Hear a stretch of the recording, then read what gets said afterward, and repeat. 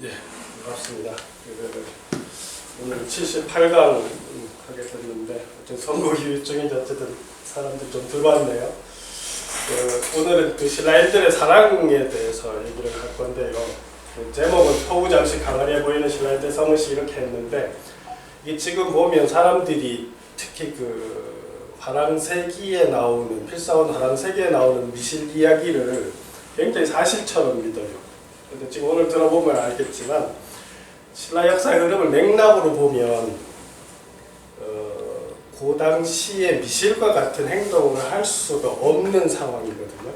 그런 차원에서 한번 쭉 이해를 해보시면 좋을 거예요. 오늘은 큰 얘기는 도안여 비형령 이야기하고 화랑세 미실 이야기하고 당시 강아리하고 세 개를 가지고 신라인들의 사랑관이 어떻게 바뀌었는지 하는 그런 이야기를 해볼 거예요.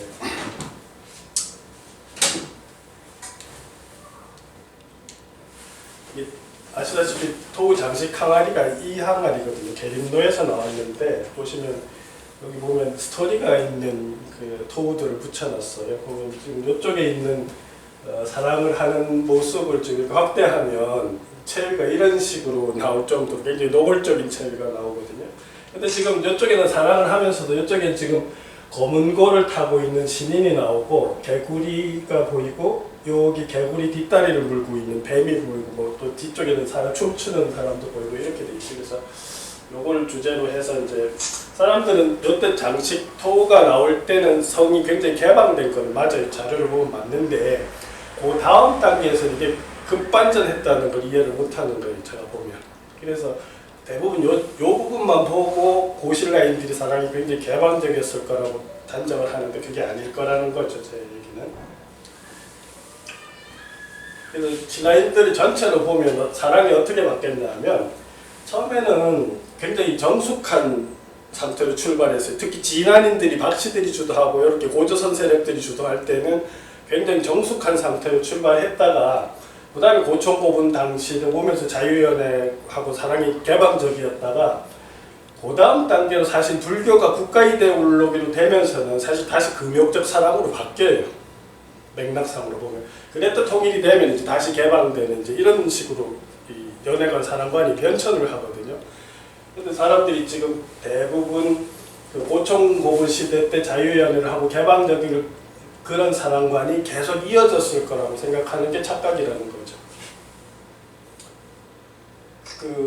보면 진저와가 도안여 이야기를 보면 그 사랑관을 보면 왕도 사실은 자기가 좋아하고 예쁜 여자를 데려다가 함부로 하지 않는 설화가 있어요. 그죠? 그걸 보면 사실 그렇게 개방적이지 않았다는 걸 알 수가 있죠. 근데 그거는 결국은 당시는 국가 이데올로기를 불교로 중심으로 했기 때문에 불교관을 국가 통치 이데올로기로 했기 때문에 연애나 이런 사랑도 상당히 조금은 금욕적으로 가는 그런 경향성을 가지고 있는 분위기였단 말이죠. 그런데 미실에서는 그런 정치적 상황에서 굉장히 자유분방한 여인을 등장시켜 놨거든요. 근데 그런 관점에서 그게 문제가 있다는 거예요. 그래서 중고기 신라인들의 성의식이 우리의 전래 성의식, 일반적인 성의식하고 배치되는 이유가 뭐냐 하면 결국은 사실 제가 신라사를 보는 관점이 굉장히 중요한 이유가 뭐냐 하면 제가 늘 그랬잖아요. 신라는 박시계가 주도하던 진안 세력에서 신라 김씨가 주도하는 변한 세력으로 바뀌었다는 관점이 굉장히 중요해요. 그 관점이 있어야 문화를 해석하는데도 맞아 들어가는 거예요. 보시면 원래 처음에 진안이 주도하던 데에서 변한이 주도하는 사회로 이제 바뀐 거예요. 고총고분 시대가. 그럼 문화적으로 보면 김씨들이 주도하기 전에는 금보다 옥을 중시하던 사회였거든요. 옥을 귀하게 하던 사회는 이게 진안인들, 고조선인들이 문화거든요. 근데 금을 귀하게 하는 사람들이 초원에서 온 사람들이라고. 그러니까 이렇게 문화가 바뀌는 거예요. 그래서 또 고총고분이 다 초원 양식의 무덤 접성 목각분으로 바뀌고, 그 다음에 변환들 자체가 북봉 초원 문화를 수용하는 거죠. 그래서 이전에 가지고 있던 정치 문화와 다른 문화가 이제 사실은 생기는 거죠. 그러면서 토우가 나오는 거예요. 그러니까 진안인들은 원래 근본적으로 농경 문화를 개성했다고 하면 이 변환인들은 유목 문화를 받아들인 사람들이. 그러니까 그런 차이가 있어서 사랑관, 연애관 이런 모든 데서도 바뀌는 거예요. 그러니까 상당히 정숙한 거를 사회적 가치로 생각하다가 자유롭게 연애하고 하는 것도 사회적 가치로 하는 그런 문화가 바뀌었던 거였죠. 그래서 진안계 주민들, 그러니까 아직 그 고천고분 이전 사람들의 성의식을 알 수 있는 문헌 자료가 있어요. 그러니까 고전선 시대 법률이 8조 근법을 보면 한서 지리지에 나오거든요. 이 세 가지만 남아 있어요. 지금 8조 근법 중에서. 첫째는 살인자는 즉시 사형에 처한다. 둘째는 남의 신체를 상한 자는 공물로서 보상한다. 세 번째는 남의 물건을 도둑질한 자는 소유주의 집에 잡혀 들어가서 노예가 됨을 원칙으로 하나 자속하면 50만 전을 내놓는다. 이렇게 돼 있는데 이 문장이 있고 나서 어떤 표현이냐 하면 같은 책에 이로써 백성들은 서로 도둑질 않게 되어서 문호를 달지 않았다. 이건 사실 신라 얘기할 때도 박씨들 할 때 나와요. 나오는데 여기 표현을 보면 부인은 정신하고 음란하지 않았다고 나온다고. 그래서 얘는 고조선 사이부터 간음을 금하고 법이 엄했을 거라는 거예요. 그 풍속이 굉장히 순화되어 있었을 거라는 거죠. 그게 진안인들이 가지고 있었던 그런 가치관이었기 때문에 그러니까 고천고분 시대가 들어오기 전에는 자유연애가 아니었을 거라는 거 분위기가 좀 그랬을 거라는 거죠. 이게 삼국지 부여전에도 보면 이런 게 나와요. 후한수 부여전에도 보면 부여전에 남녀가 음란한 짓을 하면 모두 죽이며 이래 나와요. 연애만 해도 죽일 정도로 엄격했거든요. 그죠? 그러니까 지금 고천고분에 자유연애라는 게 상상이 안 되는 거예요. 더욱이 여자들이 투기하는 걸 굉장히 또 금했어요. 모질게 다스려서 죽이고 나서 시신도 못 가져가게 했대요. 질투하고 심한 그런 투기하는 여자들은 죽여서 산 위에다 올려놓고 못 가져가게 할 정도로 엄격했다는 거죠. 또 같은 책 예전에 보면 후한수 예전에 보면 부인들은 정절과 믿음이 있었다 이렇게 나오거든요. 그러니까 지금 이런 표현들은 다 고천고분 시대 자유연애하고 전혀 정반대잖아요. 상황이. 그런데 지금 예전에 예인들에 관한 그 전에서 부인들의 정절 믿음이 있었다 했는데 지금 2, 3세기에 있잖아요. 우리 한민족의 성의식 굉장히 엄격했다는 걸 알 수가 있는 거예요. 물론 자료상으로 지금 봤을 때. 그런데 지금 예인들이 어디까지 지금 우리가 예인들 예국하면 강릉 지역을 중심으로 한 나라였었는데 요게 예인들이 어디까지 내려왔냐면 포항에 신광면 있잖아요. 신광면 멀지 않거든요. 여기서 그죠? 그 신광면에서 그 고고학적 자료가 나왔는데 예왕지니까 뭐 그러니까 예인으로서의 수장에 대한 그 정동 직인이 나왔어요. 그럼 무슨 소리냐 하면 요 포항 신광면까지도 예인들이 많이 살았다는 거예요. 그러면 사실 경주하고 가깝잖아요. 그러면 그러니까 그때는 진안인들하고 연결시켜서 이렇게 보면 초기에는 신라인들 성의식이 상당히 엄격했을 거라고 지금 추론을 할 수 있는 거예요. 지금 문헌 자료로 봤을 때. 그런데 이상하게 고천고분 시대가 되면 우리가 보듯이 굉장히 성이 자유로웠다는 것이 지금 많은 그 유물을 통해서 알 수가 있거든요. 이게 바뀌었다는 거죠. 삼국지 동예전에도 보면 부여전에 뭐라고 나와 있냐면 남녀 간에 음란한 짓을 하거나 질투하는 부인은 모두 죽였다. 투기하는 것을 더욱 미워해서 죽이고 나서 그 시체를 나라의 남산 위에 걸어서 썩했다. 거의 뭐 저기 이슬람 여자들 왜 돌로 쳐 죽이는 거 있잖아요. 그 정도로 엄격했다는 소리예요. 근데 이렇게 우리 조상들이 사실 문헌 자료를 봤을 때 초기 단계에서 굉장히 엄격한 성의식이었는데 웬일인지 고천고분에서 고단계에서는 굉장히 개방적이더라는 거죠. 그게 지금 오늘도 얘기하지만 역사를 흐름과 맥락 읽기를 못하면 잘 이해가 안 된다는 게 그게 바로 진안인들이 주도하는 데서 변안인들이 주도하면서 자기들 조상하고 관련된 좋은 문화가 많이 들어오면서 좋은하고 연결되는 그런 가치관이 부상을 하면서 자유연애로 바뀌고 그런 상황이 문화적으로 초래됐을 거라는 거죠. 근데 우리 전체적으로 우리 성의식도 사실은 변했어요. 쭉 보면 엄격했던 조상들의 성의식 신라 김씨왕족이 권력을 잡으면서 변화를 겪는 거예요. 그래서 그들은 근친 결혼도 했고 성에 대해서 개방적인 태도를 취했고 근데 요 단계가 끝나고 나면 사실은 불교를 공인하고부터는 진흥왕이 전륜 성왕을 표방하면서 국가 이데올로기화해요. 그러니까 진흥왕, 법흥왕, 진지왕까지 이렇게 국가 이데올로기화하는 거예요, 불교를. 그러면서 사실은 제가 보면 엄격해졌다는 거예요. 그러니까 그 개방적인 데서 다시, 왜냐하면 지도자들이 불교를 이데올로기화하는데 자기들이 금욕적으로 처신하지 않고 지나치게 개방적으로 처신하면, 그러면 그 이데올로기 가치를 가지고 그 백성들 통합하는데 문제가 생기잖아요. 그래서 제가 자꾸 얘기하는 게 뭐냐면 그걸 진평왕에서 보면 알 수 있다는 거예요. 진평왕이 왕을 52년을 하는데 천덕여왕분이 못 낳았잖아요. 여자분이 못 낳는데도 불구하고 후비를 둬가지고 남자를 안 낳았단 말이에요.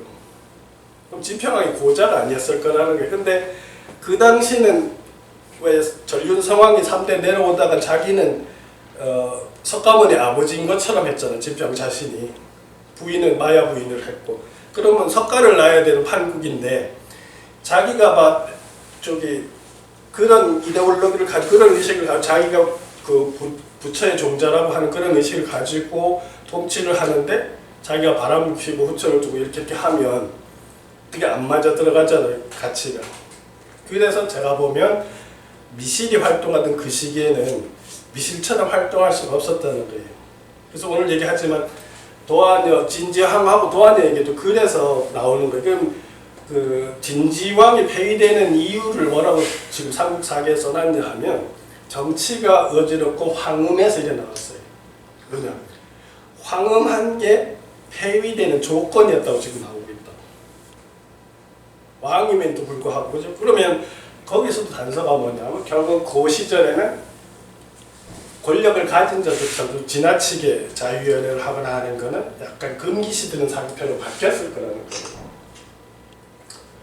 통일이 되면서 이제 개방적인 성의식으로 다시 좀 전환이 됐다가 이게 고려 초까지 유지가 되고, 고려 중기에 이제 유학으로 무장한 지식인들이 권력을 잡으면서 다시 또 변하기 시작하는 거죠. 그래서 조선 초기가 지나면서 유교가 국가 이대로 다시 정착하면서 다시 엄격해지고, 이제 양난을 지나고 나서는 완전히 이제 억압을 하는 그런 상태로 됐던 거예요. 그러니까 우리가 어릴 때 자랄 때 그런 문화가 완전 여자들 낮추고 남자를 위하고 성적으로도 남자들한테 좀 개방된, 여자들은 굉장히 엄격하게 절제시키는 그런 상태였던 거죠. 그래서 삼국유사나 이 자료를 보면 신라인들은 사랑이 굉장히 다양한 사랑이 나와요. 보면 야합을 하는 얘기가 나오죠. 이게 이제 김유신 아버지 엄마가 야합을 하거든요. 밤에 몰래 사랑을 해서 도망가는, 그래서 나는 사랑이 나오고, 정략계로 하는 것도 나오고, 김진처하고도 무리하고, 그 다음에 근친혼들을 많이 하고 있고.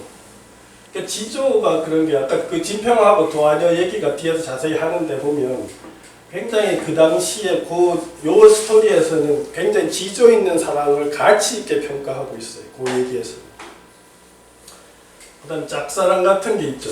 천덕여왕하고 지기설하고 짝사랑도 나오고, 동성애도 나오는 거예요, 신라 때. 이게 화랑들이 동성애를 많이 한 것 같더라고요. 실제로 기록에 보면 사다암 같은 경우도 보면 이게 사다암이 아시다시피 사다암이 누구냐 하면 가야 정벌을 할 때 15, 16대 출전을 한 친구거든요. 근데 남도가 한 1000명 정도 됐어요, 사다암이. 근데 사다암 같은 경우도 이제 북류 정신을 가지고 있어서 가서 전공이 있어가지고 이제 그 농공 행사를 할 때 왕이 가야 사람 300명을 노예를 주거든요. 근데 다 풀어줘요, 바로. 그다음에 또 나라에서 땅을 주니까 그것도 안 받는 거예요. 그것도 꼭 받아야 된다고 하니까 서천 강가에 있는 땅을 주세요, 뭐 이런 식으로 할 정도로 어린아이지만 굉장히 이렇게 공적인 그런 의식이 상당히 강했던 거죠. 근데 그 친구가 무관나하고 자기들이 약속을 해, 같은 날 같은 시에 뭐 살다 죽기로 뭐 그런 젊은 애들 약속을 했는데 이 무관낭이 아파서 죽는다고. 죽으니까 사다음이 어떻게 하냐면 7일을 금식해서 같이 죽어요. 그러니까 그건 진짜 상상이 안 될 정도로, 그게 짝사랑이 아니면 우정으로 그러긴 진짜 힘들잖아요, 그죠?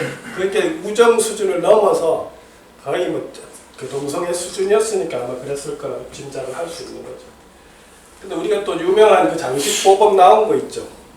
그죠? 그 저쪽에서 서역에서 왔다고 하는 장식 황금 보검, 삼태극 입고 한 거. 그 무덤도 보면 젊은 화랑 둘을 나란히 묻어놨어요. 그것도 어떻게 보면 약간 둘이 우정이 아주 상당히 깊은, 어떻게 보면 동성애 수준으로 정도로 추측할 수 있을 정도 깊은 사람이 전장에 나가서 함께 죽어서 아마 함께 묻었지 않냐 이렇게 추적을 해볼 수 있죠. 그다음에 뭐 우리 흔히 뭐 처제사랑 얘기하잖아요. 근데 사실 그 보면 신라 때 그렇게 많아. 그런 게 많고 이 귀신하고 사랑하는 얘기들이 많이 나와요. 귀신을 처형과도 그렇고 도화녀 얘기도 그렇고 이 귀신하고 사랑하는 얘기가 또 동물하고 사랑하는 얘기도 나와요. 그 김연하고 호랑이 처녀 얘기가 나오거든요. 그다음에 외국인하고 사랑하는 얘기 나오는데 이 아랍인들이 보면 좀 이국적이잖아요. 그 뭐죠? 생각이 안 난다. 책 있는데 무슨 책이죠? 아랍 왕자가 하고 뭐 얘기 나오는가? 공연한 거 아닙니까? 예, 공연도 했죠. 공연. 그거 했죠. 보면 이 제목이 뭐였죠? 푸시나메. 그러니까 푸시나메에 뭐 어떤 얘기가 나오냐 하면 그 아랍 왕자들이 하고 이제 그 친구들이 여기 경주로 망명을 왔었거든요. 그래서 뭐 이 골프가 아니라 이거 뭐죠? 그 스틱 가지고 하는 운동을 해요. 그거 하는데 그 장면에 보면 폴로 스틱 가지고 하는데 이 신라 여자들이 걔들이 하도 잘생기니까 이혼을 하고라도 걔들하고 결혼을 하고 싶다고 하는 표현이 거기 나와요. 실제 그런 표현이 있어요. 그러니까 그만큼 여기 경주에 이제 아랍 상인들이 많고 아랍인들이 많고 그래서 아마 그 신라 여자들이 아랍 사람들하고 결혼한 경우도 그 당시에 상당히 많았을 거예요. 이제 그런 게 사실 처형가가 또 나오게 되는 문화적 배경이에요. 사실은 처형이 아랍 상인 의무였을 가능성이 높거든요. 페르시아 역사서에도 나와 있다고요. 그러면 그거 나와요. 그 왕자가 말한 어떤 그 아 예, 그거는 콘의 몰래가 이런 표현하는 게. 근데 그 스토리를 보면 원래 이제 장안으로 망명을 왔다가 거기서 뭐가 또 틀어져요. 그러니까 2차 망명지가 여기 있던 거예요. 근데 그게 맞을 가능성이 상당히 높은 게 아까 말한 폴로 경기 하는 게 그 보면 저기 불국사 여기 있는 데 가면 그 방영 무덤에 나중 그 모서리 우주에 보면 실제로 그 역사가 폴로 스틱을 들고 있거든요. 그 당시 벌써 그걸 축구하고 폴로 뭐 이런 걸 했었다는 소리죠. 그래서 오늘 이제 도화녀 비영랑을 이렇게 보면 그 진지왕 상때 그 연애가 상당히 그렇게 완전히 개방적이지 않았다는 걸 확실하게 느낄 수 있는 스토리가 여기에서 보여지거든요. 그 보면 그거 보면 또 무속하고 뭐 귀점 얘기 이런 것도 알아볼 수 있는데 그 내용을 보면 25대 사륜왕이 진지왕이거든요. 진지왕인데 왕위에 올라서 4년 동안 나라를 다스리다가 정치가 어지러워지고 음란해서 폐위가 된다고 이렇게 나와 있어요. 그러니까 왕이 음란하다고 해서 축출의 명분이 된다는 거는 굉장히 제법 엄격했다는 소리예요. 요새 뭐 이재명이도 보면 그래서 문제하죠. 지금 뭐 또 넘어가려고 하는데 그러니까 그런 것 때문에 폐위를 당했다고 한다고. 그 당시에 이제 사냥부에 예쁜 여자가 있었는데 자색이 곱고 아름다운 상지 사람들이 도화랑이라고 불렀고 왕이 소문을 듣고 궁중에 불러들여서 연애를 한번 하자고 하니까 이 도화랑이 뭐라고 하냐면 여인으로서 지켜야 할 바는 두 남편을 섬기지 않는 것이오늘 지아비가 있는 몸으로 어찌 다른 데로 가오리까 이렇게 얘기한다고. 비록 천자의 위험으로도 끝내 절조를 빼앗지 못할 것이옵니다 라고 하니까 너를 죽인다고 어찌하겠냐고 협박을 하니까 차라리 죽더라도 차라리 시장가에서 목을 베일지라도 다른 마음 가질 수 없다고 굉장히 지조 있게 얘기를 하잖아요. 발음. 왕이 또 농담삼아 말해 남편이 없으면 그럼 한번 사랑을 할 수 있냐고 물어보니까 남편이 없으면 어찌 해볼 수 있겠습니다. 이래 나온다고.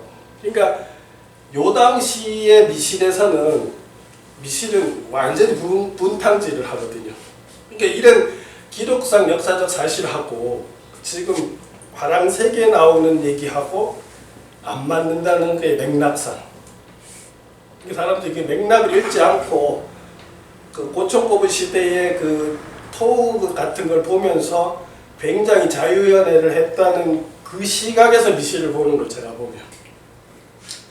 근데 그게 오류가 있을 거라는 거죠. 그래서 이에 왕이 임금장에 쫓겨나 죽었는데 2년 후에 도안의 남편도 죽은 거예요. 죽은 지 열흘째 되는 밤중에 호련히 왕이 옛날 평상시에 같이 여인의 방에 들어와서 말하기를 내가 예전에 허락을 하였고 지금은 너의 남편이 없으니 잠자리를 같이 할 수 있냐는지 이렇게 물어봐. 그렇죠. 살았을 때 약속한 거니까. 이렇게 해도 또 이 여자가 또 말했는데 아버지한테 물어봐야 된다 이런. 그러니까 아버지가 그래도 임금 말씀인데 어떻게 하겠냐, 네가 약속도 했었으니까 이렇게 해서 허락을 하거든요. 그러니까 이제 왕이 방으로 들어가서 7일 동안 머물렀는데 뭐 이거는 이제 이렇게 해서 결국 7일 동안 사랑을 하고 왕이 사라졌다는 거죠. 그렇게 해서 임신을 해가지고 난 아이가 비역이 다 일어나오거든요.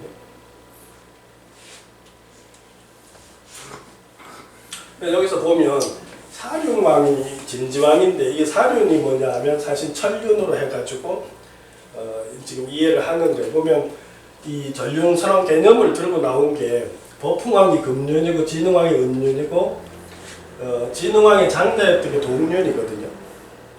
둘째가 지금 사륜으로 돼 있는데 이거를 사륜을 새로 읽어서 금으로 읽었는데 이게 지금 동륜이니까 다음엔 천륜이 돼야 되잖아요. 그러니까 같이 이거 사륜을 새로 읽을 때도 세금자 금이 아니라 천로 읽어야 된다는 거죠.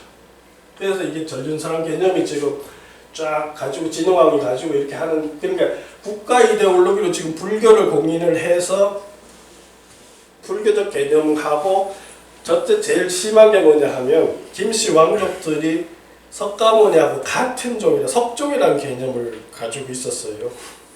제가 지금 하는 건 뭐냐면 맥락상으로 보면 이렇게 국가 이데올로기를 끌고 가서 국민 대통합을 통해서 이따가 뭐예요? 진흥왕이 국가를 여기를 굉장히 확장하잖아요. 이런 상태에서 이전 단계 고총고문에서 하듯이 그렇게 자유연애하고 막 하는 그런 분위기가 아니었을 거라는 거죠. 그럼에도 불구하고 화랑세기에서 미실은 아주 분당한 여자로 나오는데 그게 내가 본 박창화가 맥락을 못 읽었다는 게 창작을 할 때였죠.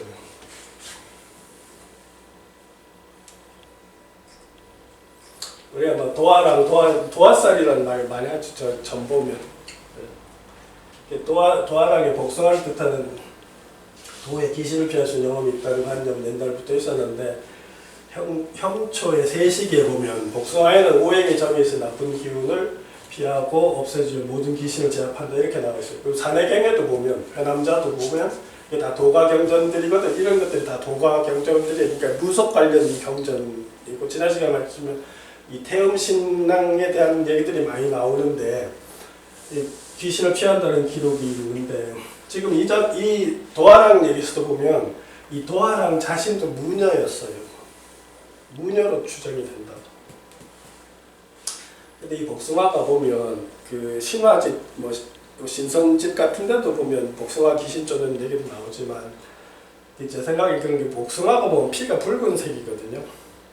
그리고 복숭아를 잘라도 좀 붉은 피가 나와요. 근데 고대 무속적 의식에서는 보면 뭐냐면 성경에도 내 나오잖아요. 피가 생명이라고 생각했어요.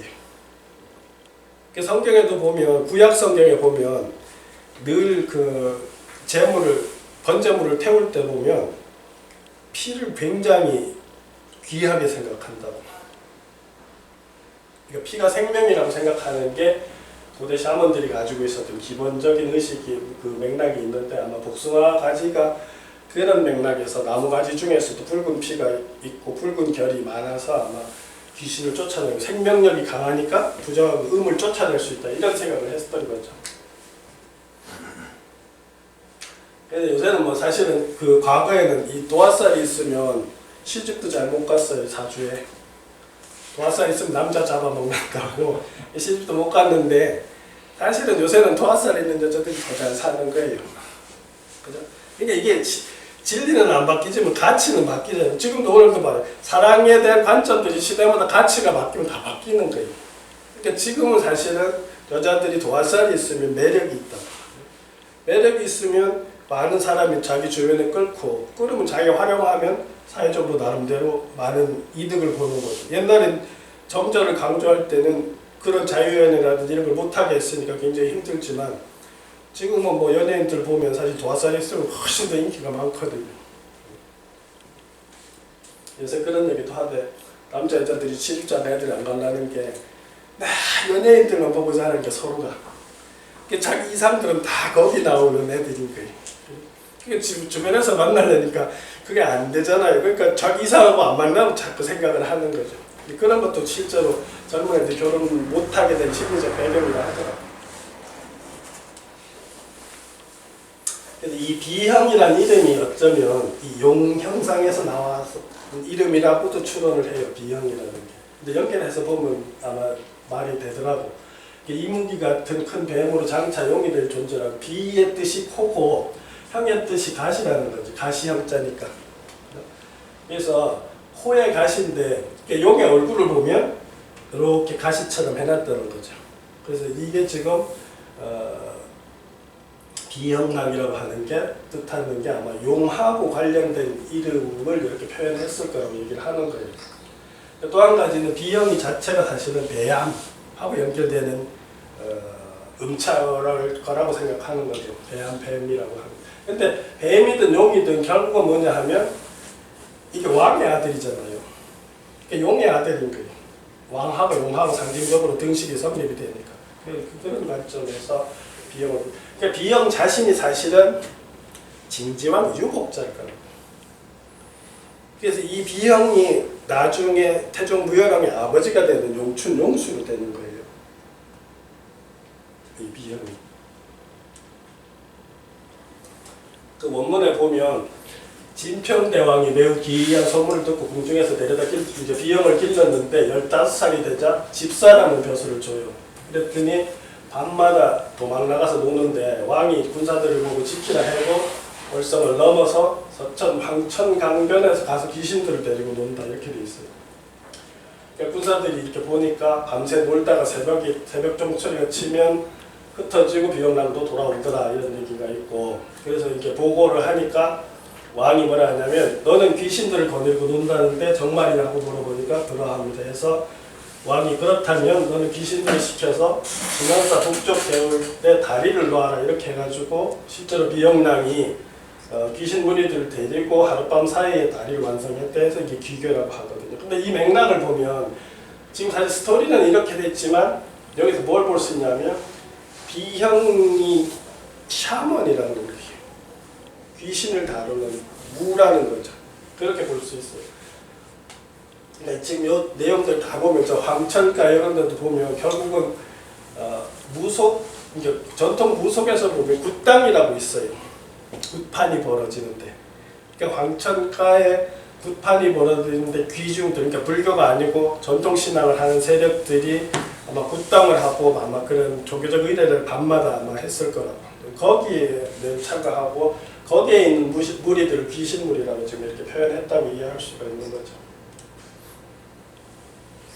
그래서 신원사가 지금 오릉 서편들을 신원평이라고 하거든요. 빛들이라고도 하고 좀 그렇게 추정이 되는데, 이때 신원은 당시 신라 무당에 굿당이 있었던, 제 생각에도 굿당이 있었던 곳으로 추정을 할 수가 있다는 거예요.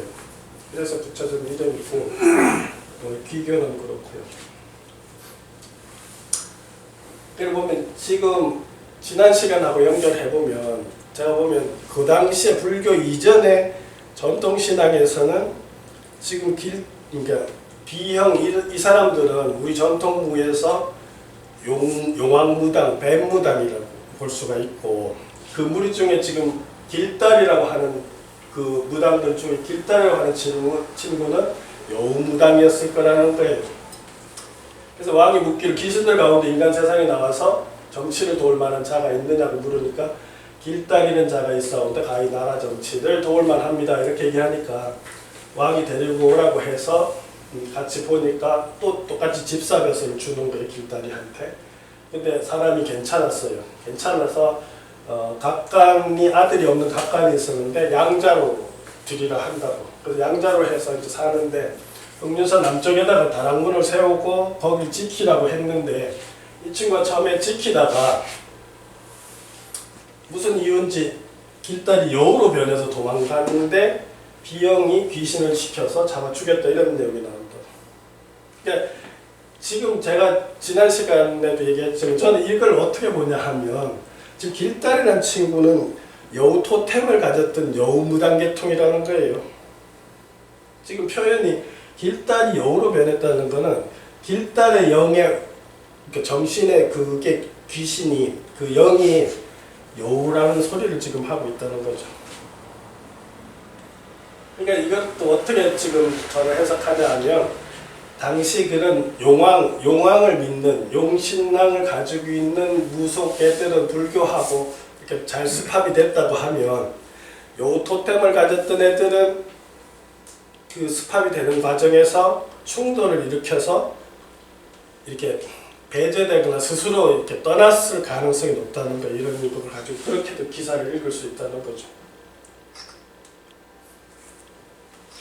근데 재밌는 게 이게 우리식 부적이 나온다. 삼국유사에 보면 이 비영 관련 부적이 이렇게 부적이 나온다. 이 사건 가지고 성스런 제왕의 혼이 낳은 아들 비영랑이 있었던 집이로다. 날고 뛰는 여러 귀신들아 이것은 뭐 이렇게 써서 붙여놓으면 집에 귀신이 못 들어온다. 근데 진짜 삼국유사에 보면 이런 부적이 몇 개 나와요. 하나는 뭐냐면 그 다음에 지기설하고 관계해서 부적이 나와요. 지기가 천덕여행 작사를 하다가 심화가 돼가지고 다 타고 탑도 다 타잖아요. 그래서 그 설화를 모티브로 해서 이런 문장을 써가지고 붙이면 불이 안 나는 부적이 나오고 또 처형과하고 관련해서는 처형을 붙여놓으면 역신이 못 들어오는 거고. 그러니까 지금 중국 도교에서는 부적을 가지고 했잖아요. 사실 지금 우리 무당들 다 부적으로 하잖아요. 우리는 사실은 귀신 쫓을 때 그런 이런 귀적인 능력이 있는 그런 신들을 표현한 어떤 이런 문장을 가지고 귀를 쫓아낸 부적 역할을 했다는 거죠. 그것도 사실 좀 차이가 나는 게 중국에 발상하고.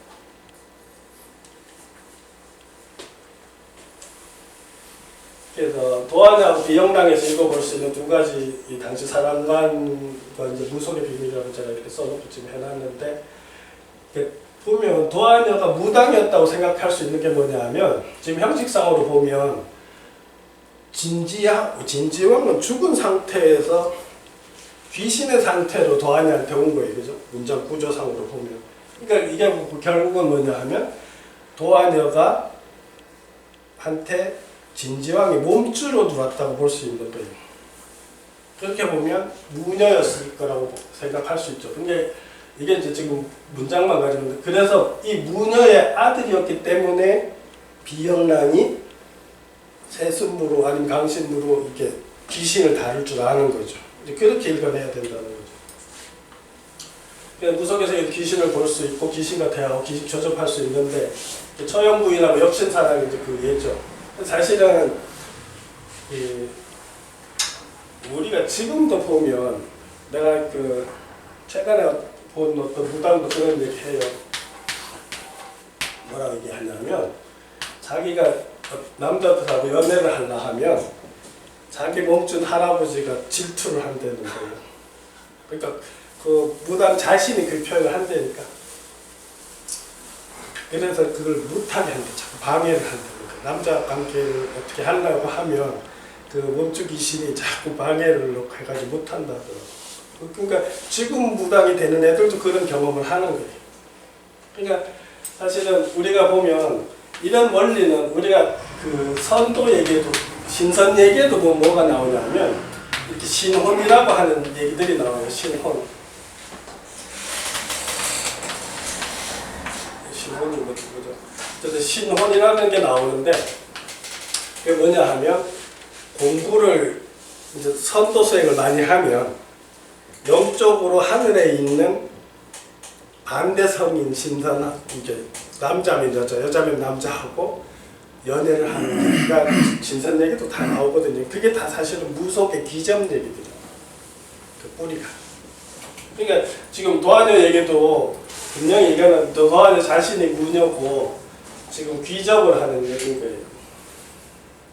그래서 진지왕이 도하녀를 찾아온 거를 진지왕이 몸주로 강신하는 과정으로도 이해할 수 있다는 거예요.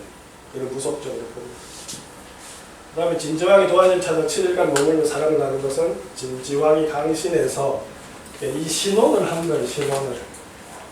신하고 산 사람하고 결혼을 하는 거죠. 이해할 수 있고, 이게 우리 요새 표현은 귀접이죠, 귀접.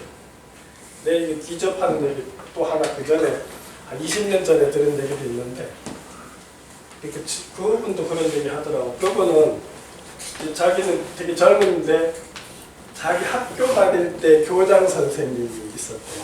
근데 그 교장 선생님이 얘를 이뻐했었나 봐. 근데 교장은 돌아가셨대거든. 그런데 진짜 그 밤마다 그렇게 교장 선생님 찾아온다는 거야. 진짜. 그것도 내가 들은 얘기거든. 그 사람하고 직접. 그런 게 귀접이라고. 그러니까 귀접 현상은 지금도 사실 있다는 얘기죠. 사실 우리가 뭐 귀신을 인정하니 안 하니 하지만 어쨌든 그런 현상을 겪는 사람이 지금도 있는 거죠.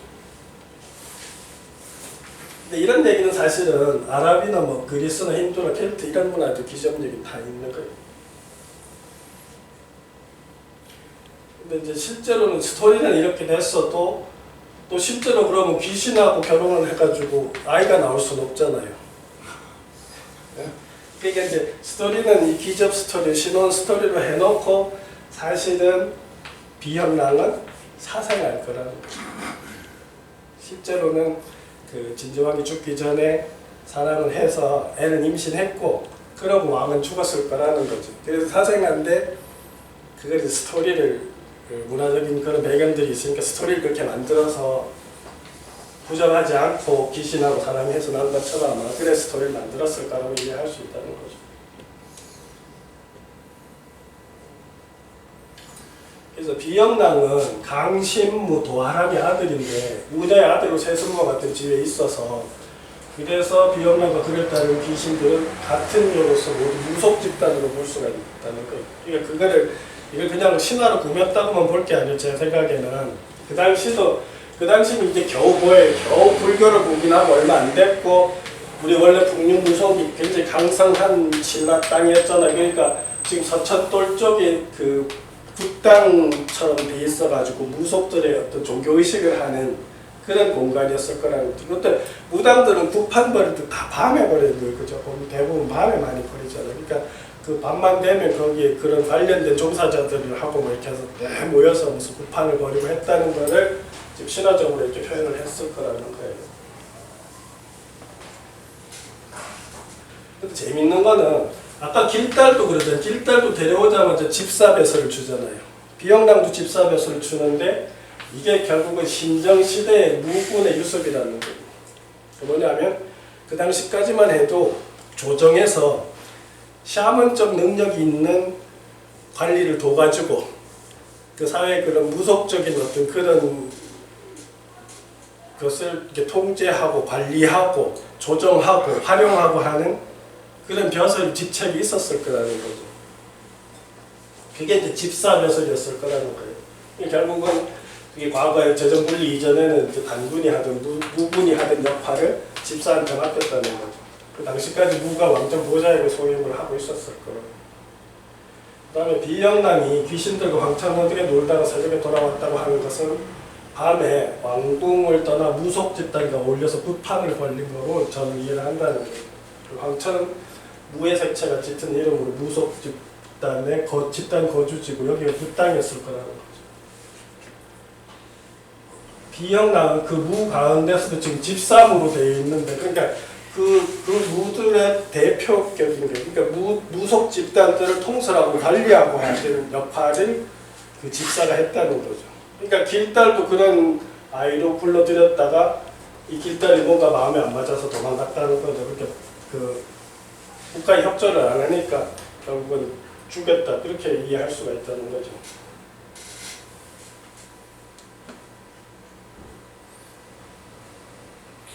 아까도 말했지만 이 귀신 무리 중에 추천받아서 집사모가 됐던 길달은 저는 여우무당이라고 보는 거예요. 이게 지금 제가 지난 시간에 했듯이 아마 제가 공부해서 지금 여우무당 얘기하는 것도 제가 처음 하는데 이게 상당히 의미가 있어요. 지난 시간에는 그런 관점으로 보니까 역사가 살아있던 역사가 어느 정도 복원될 정도잖아요. 그러니까 제가 보면 이게 분명히 맞을 가능성이 높다는 거예요. 여우무당 계통이 있었다는. 이게 지난 시간에 이게 결국은 고조선 전국시대 고조선에 편입됐던 고죽국 사람들이 들어온 거예요. 조선하고 연결해서. 이제 고죽국의 토템이 여우였거든요. 그래서 보면 여우로 변해서 도망갔으나 비영난 귀신의 식 잡아줄게 이렇게 나오는데 이 여우로 변했다는 표현 자체가 그러니까 무속은 결국은 이게 귀신이 환생했다가 또 죽어서 귀신이 되고 이렇게 순환하는 그런 구조거든요. 그러니까 여우로 변해서 도망갔다 하는 거는 여우 귀신하고 관련이 있다는 소리라는 거예요. 그래서 비영랑은 무로서 불교와 타협하고 왕정에 협조적이었는데 이게 차이가 난다는 거죠. 길달은 차협점을 찾다가 거부한 세력일 거라는 거예요. 그러니까 실제로 보면 제가 그 얘기했지만 신라에서 그 다음부터는 여우무당 세력들이 싹 사라지는 거예요. 그때 일본에 가보니까 이나리 신사가 다 여우무당이 다 부활돼 있잖아요. 그런 게 이런 구조로 보면은 답이 어느 정도 나온다는 거죠. 그러니까 신라 쪽에서는 여우무당 세력들은 특정 시점 이후에는 세력이 완전히 죽어버린다는 거죠. 그럼 그들의 일부가 이제 일본으로 넘어가서 일본의 이나리 신사를 이제 만들었을 거라는 거죠.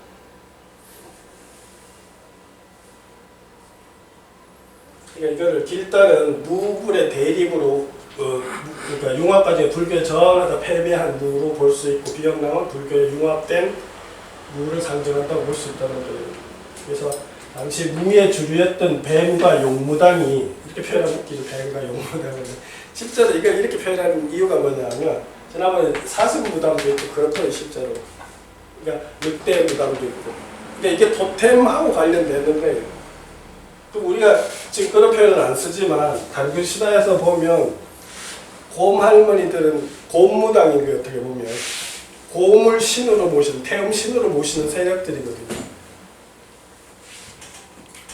그래서 무의 주류였던 뱀과 용무당은 왕권과 불교에 습합됐고 용무당은 도태되는 과정으로 이해할 수 있다는 거예요.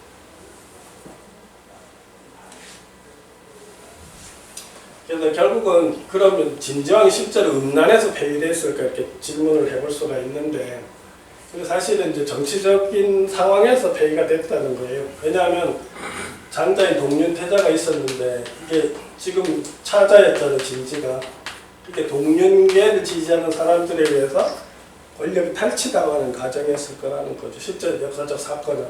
그래서 진지왕을 후원했던 이제 덧칠부가 그때 마침 죽어요.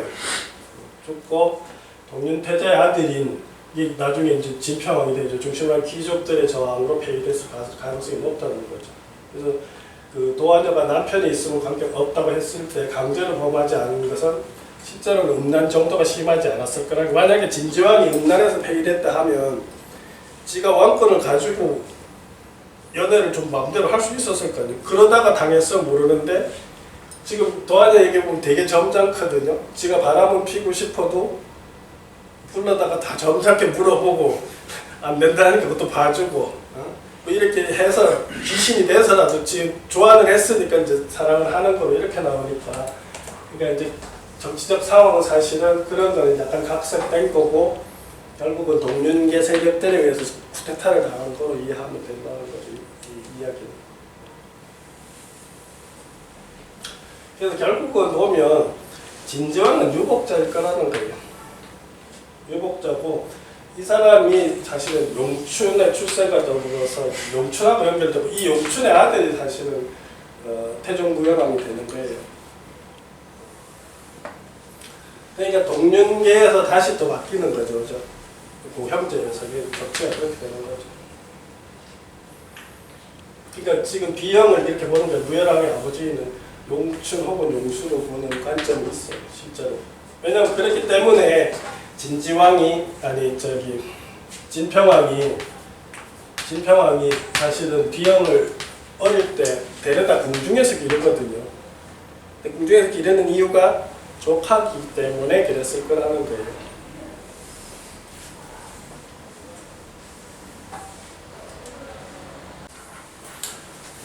이제 이 화랑새기의 미실 이야기가 사랑에서 맞는지 안 맞는지 제가 이렇게 맥락으로 봐야 이게 지금 눈에 보여요.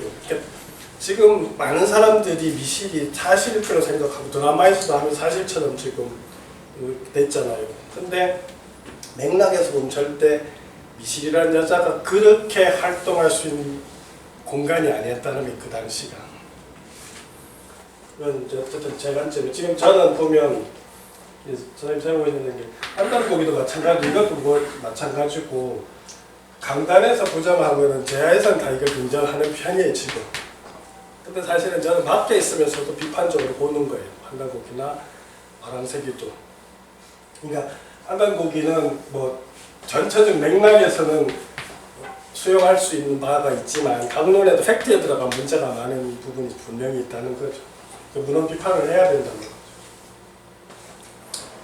그러니까 진흥왕의 그 전륜사론 개념 활용과 불교 이데올로기를 기반으로 정치를 하는 상황에서는 신라왕실은 이전과 다른 금욕적 도덕률을 적용하고 있었다는 거예요. 이 관점을 아무도 생각을 안 하더라는 거예요. 지금 그 책을 봐도 그렇고 드라마도 기사 나올 때도 보면 그냥 대부분이 그 토를 보고 자꾸 그렇게 갖다 연결시켜요. 미실이 사실일 것처럼. 근데 그게 맥락 읽기로 하면 안 맞다는, 그리고 이게 안 맞는 이유도 지금 몇 가지 제가 가져왔거든요. 내용을 보시면. 화랑새기 지금 시중에 다니는 화랑새기는 필사본 화랑새기는 원래 그 통일 직후에 김대문이 지었다는 화랑새기를 지금 표방하고 있는 게 실제가 우리나라한테 전달되다가 일제강점기 때 일본 애들이 가져가서 일본 왕실 도서관에 있는 자료인데 박창하 선생이 일제강점기 때 거기서 도서관 사료를 했다. 도서관 직원을 했다는 거예요. 거기서 보고는 거기 있는 거를 필사했다. 이 주장이에요. 지금 현재 주장이. 근데 이제 그게 뭔가 왜곡돼서 전달되고 있을 거라는 게 지금 제 생각인 거예요. 이건 뭐 그런 얘기거든요. 미실의 연애관을 보면 진짜 상상을 못할 정도로 파격적이에요. 사실 화랑새기를 읽어보면 그러니까 미실은 여러 화랑과 사랑을 하고 진흥, 진지, 진평 또 세 왕을 모셔요. 동시에 한 여자가.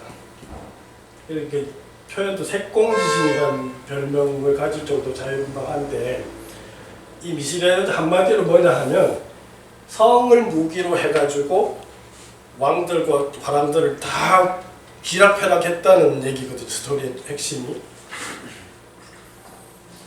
그래서 성이 엄청나게 개방된 것처럼 이해를 하는 게 그 당시에.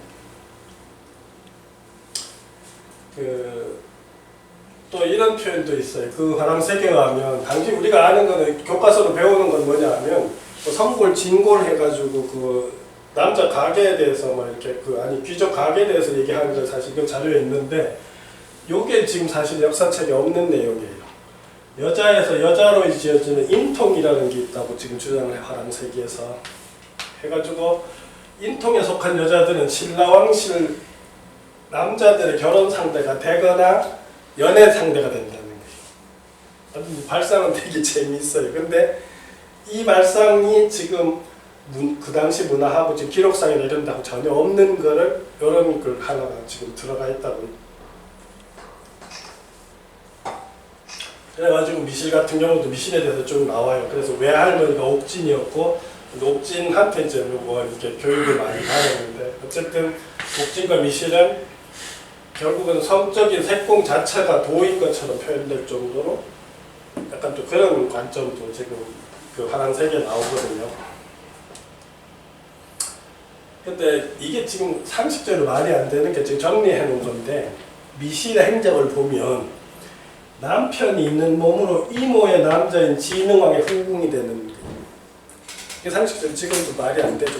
뭐 개방되고 둘째는 진흥, 진지, 진평 300여 채도 후궁이 되고 동년과도 정을 통한 걸로 나와 있고 30대일 때 10대인 진평왕을 성교육시키는 게 나와요. 그 다음에 자신의 딸과 동시에 한왕인 진평왕에게 색공하는 얘기도 나오고, 그렇게 해서 각각 딸 낳는 장면도 나오고, 또 진흥왕이 병에 걸려서 성불능이 되자 이모가 외롭다고, 응? 자기 남편을 이모하고 자라고 한다. 그 다음에 친동생하고 연애도 하는 게 나와요. 그러니까 미실의 행적이 이런 식이에요. 그뿐만 아니라 우리가 아는 상식적으로 그 당시의 모든 화랑은 미실의 연애 상대로 나와요. 그러니까 이게 도저히 한 여자가 나는 내가 생각해도 감당해낼 수 없는 상황이에요. 이게 바람이 다 미실의 피가 흐르는데 그 내용을 보면 1세 풍월주 위아래의 정선인 미실은 10세 풍월주인 미생의 누나였는데 5세 풍월주인 사다함과 7세 풍월주인 설아람 그녀의 연인이었고 6세 풍월주 세종은 그의 남편이었고 11세 풍월주 하종은 미실과 남편 세종 사이에서 태어난 아들이었고 16세 풍월주 보종은 미실과 연인 설아람 사이에서 태어난 아들이었고 15세 풍월주 김일신과 18세 풍월주 김춘천은 각각 미실의 손녀 사이였고 미실한테 그 당시 바람들이 왕, 바람 다 안 걸리는 게 없다고 지금. 또 미실은 8세 풍월주 문노, 11세 풍월주 보리공과 정치적으로 대립한 것으로 바람색이 기록되고 있다는 거죠. 그때 재밌는 거는 미실도 귀접한 얘기가 나와요. 바람색에. 이 기접은 당시 그러니까 지금 사실 무속 부분에서 다 그 기본적으로 일어나는 현상인데 보면 이게 이제 미실의 첫째 애인이 사다함으로 지금 등장을 하거든요. 사다함이 일찍 죽잖아요. 연애 이제 이게 성공을 못하고 죽잖아요. 그러니까 죽었는데 뭐라고 어떻게 되냐 하면 미실이 천주사에서 사다함 명부 이 천주사가 어디 있는지 알아요? 동국옆에. 그 동국옆에 지금 뭐 조금 축대 남았죠. 거기 이제 명복을 빌었는데 이제 꿈에 나타난 사다함이 뭐냐면 나는 너와 부부가 되기를 원했으니 내가 너의 배를 빌어서 아들을 낳았겠다 이렇게 하고 꿈에 나와서 죽은 사다함하고 연애를 하는 장면이 나와요. 이게 아까 비영락 얘기처럼 귀적 그 사고가 여기 반영이 되는 거죠.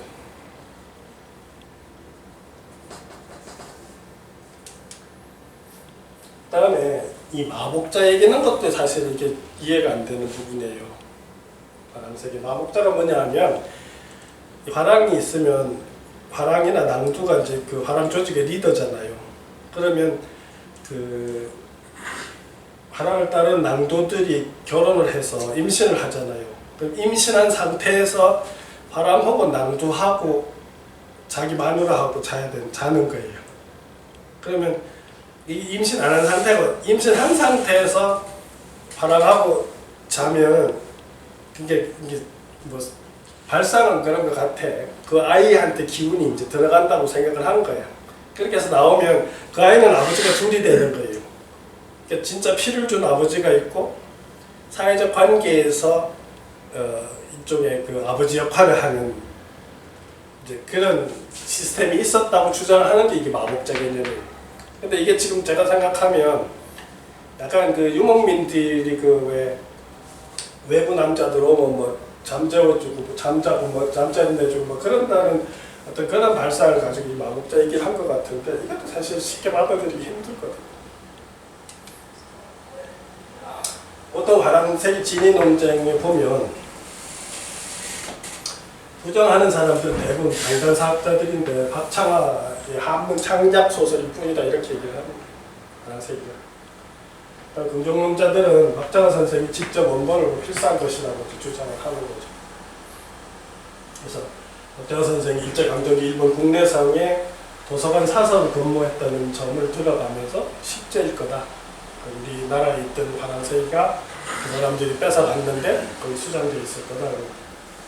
이건 뭐 사실 어떻게 보면 이제 장기적으로 있으면 밝혀지겠죠. 그죠? 어느 또 50년이 걸리든 뭐 또 이제 일본하고 되게 제 생각에는 아마 통일이 되고 나면 일본하고 되게 다시 친해지는 상황으로 아마 그 관계가 나가야 될 거예요.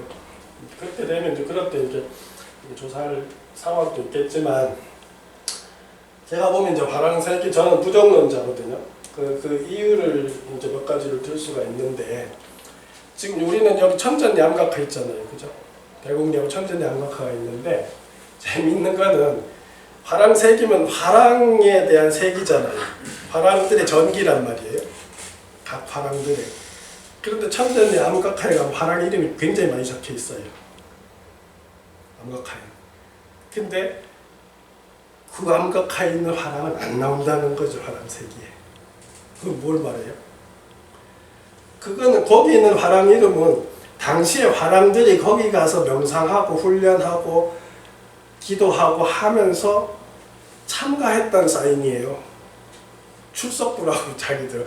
왜냐하면 지금 경주권에서 이 남산은 이렇게 불교에서 좀 굉장히 신성시하지만 사실은 남산은 물이 짧아요. 고대 신앙에서 물은 굉장히 중요해요.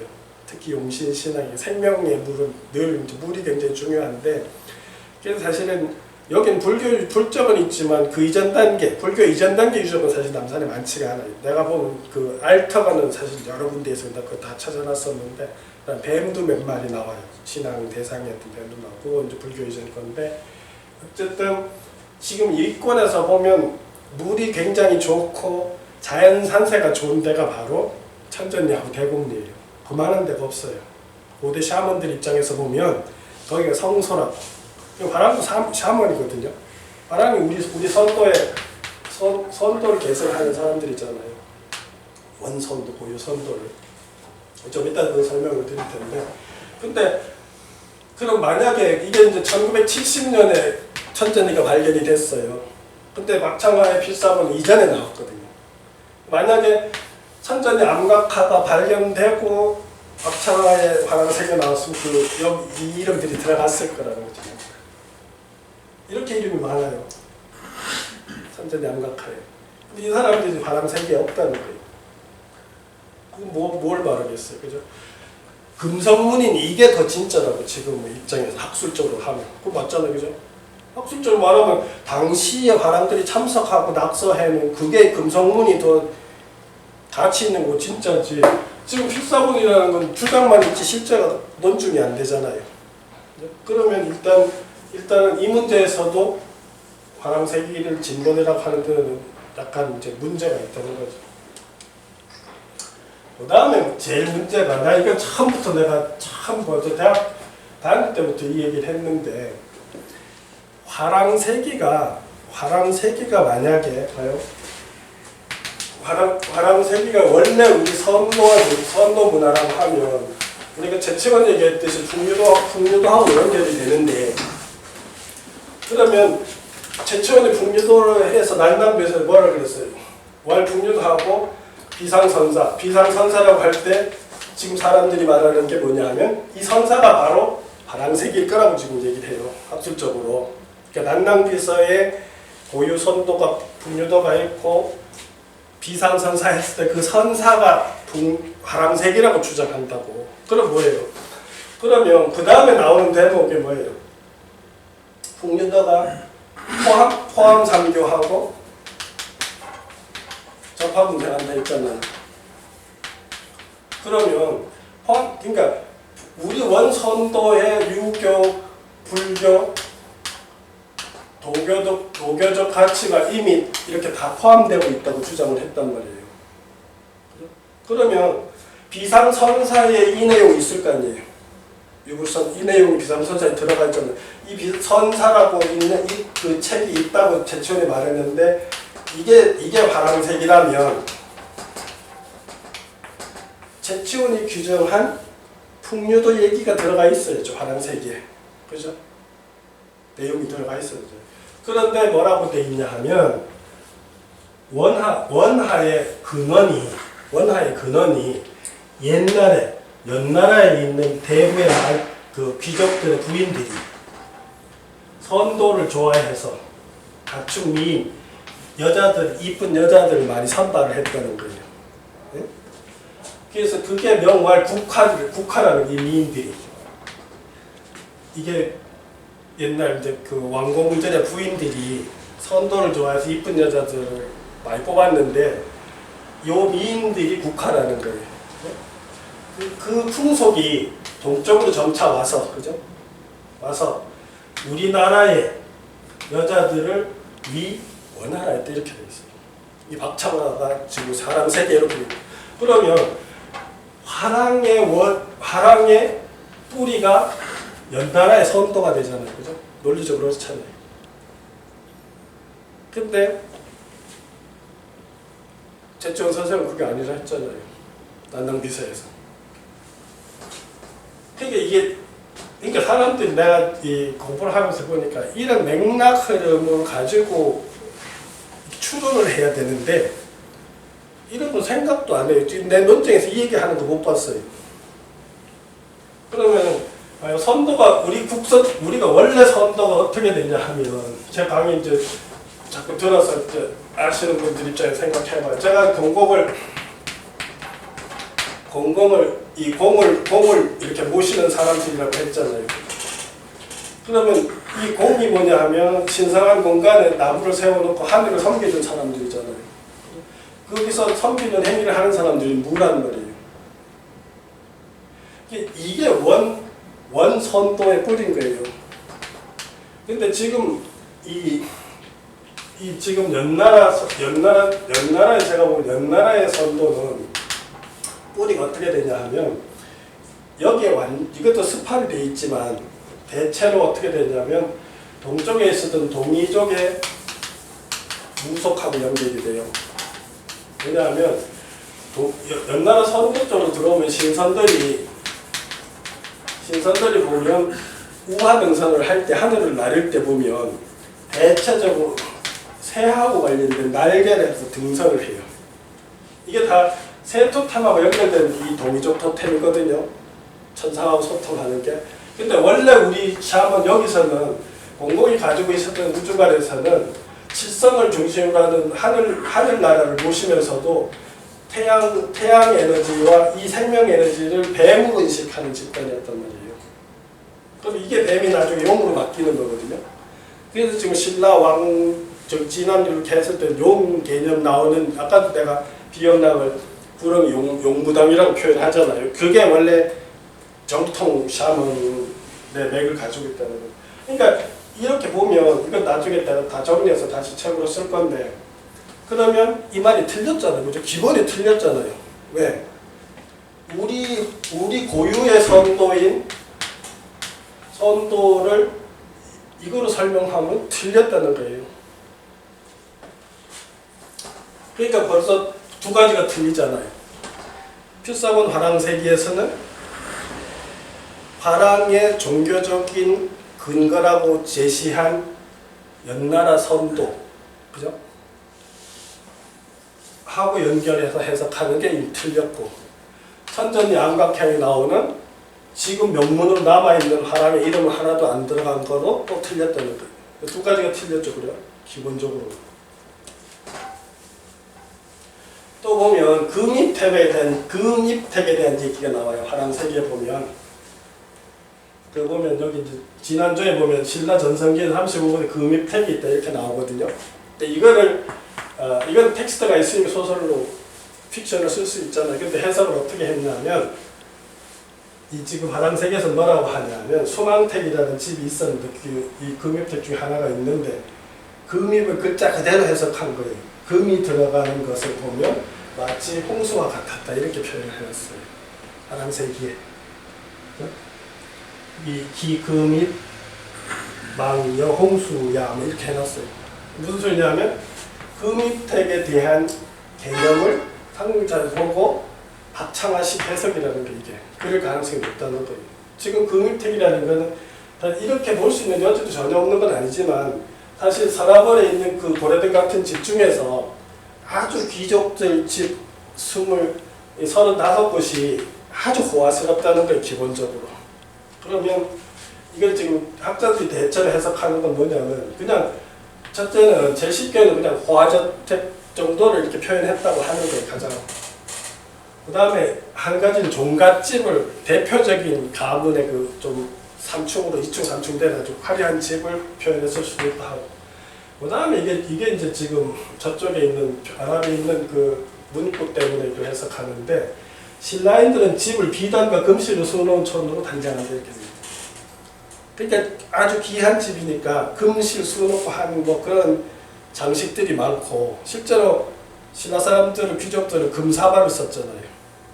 그러니까 그 아랍 그 책에 보면 개도 금목걸이를 하고 원숭이도 그 얘기 나오거든요. 신라의 황금이 천지라고 하는 표현을 아랍 지금 자료에 보면 신라에는 개도 금목걸이를 한다고 나와요. 그러니까 이렇게 표현하는데 어쨌든 지금 화랑세계는 글자 그대로 표현했다는 거예요. 금 싸들고 들어갈 게 뇌물 받치로 들어간 것처럼 지금 표현되어 있잖아요. 그때 보면 맥락상으로 여기서 볼 때는 이걸 부정적으로 쓴 게 아니거든요.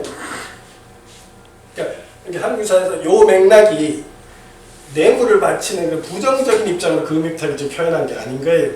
신라 서라벌에 많은 그 고려등 같은 집이 있는데 그 중에서 아주 호화로운 집이 있는데 대단한 귀족들의 집이 굉장히 화려한 집이 이런 30몇 채가 있더라 하고 지금 표현한 거지 그 집들이 도둑놈의 소굴이고 거기에 뭐 뇌물 바치로 금을 들고 들락거리는 사람들이 많더라 이런 개념으로 쓴 게 아니라고 여기 문맥이 그죠? 그렇게 자꾸 그런 게 아니라 내가 자꾸 뭘 자꾸 맥락 읽기를 해야 되는데 그냥 이 사람은 그냥 글자 그대로 해석했다는 거예요. 어쨌든 내가 지금 이게 화랑세기가 미사일 가능성에 대해서 얘기하는 대목이 이것도 한 가지 예를 들 수 있다는 거예요. 그냥 이제 지금 신라의 사랑 얘기를 하면서 저는 그런 거예요. 그러니까 제일 중요한 게 맥락이 이렇게 그렇잖아요. 고총고분 시기에 토우를 보면 자유연애고 개방적인 이런 게 맞다는 거지. 근데 요 시기가 끝나고 불교가 이데올로기가 되고 진흥왕이 국토를 팽창하고 화랑제도를 만들고 이런 과정에서는 국가 이데올로기로 불교로 받아들이고 김씨 자신들이 석가종이라고 믿을 정도로 그런 이데올로기가 있었기 때문에 불교를 이데올로기로 하니까 당연히 가치가 금욕적으로 바뀌었다는 거예요. 그 당시에. 근데 금욕적으로 바뀐 상태에서 토우를 만들 때의 관점으로 미시를 쓰면 안 된다는 거지. 제 말은. 우리가 그것도 있어요. 김일제 같은 경우도 우리가 지금 김일제 같은 경우는 그 신라 김씨 왕족의 그 뿌리라고 하잖아요. 지금 비석에 있잖아요. 무열왕 비석에 나오잖아요. 김일제도 보면 한사에 보면 김일제 얘기 나올 때도 재밌는 게 뭐냐 하면 김일제가 그 한무제가 그 말 키웠었잖아요. 말 키우던 사람에는 이제 사열을 받아요. 사열을 받는다 보면 김일제가 진짜 덩치 좋고 잘생겼다고 나와요.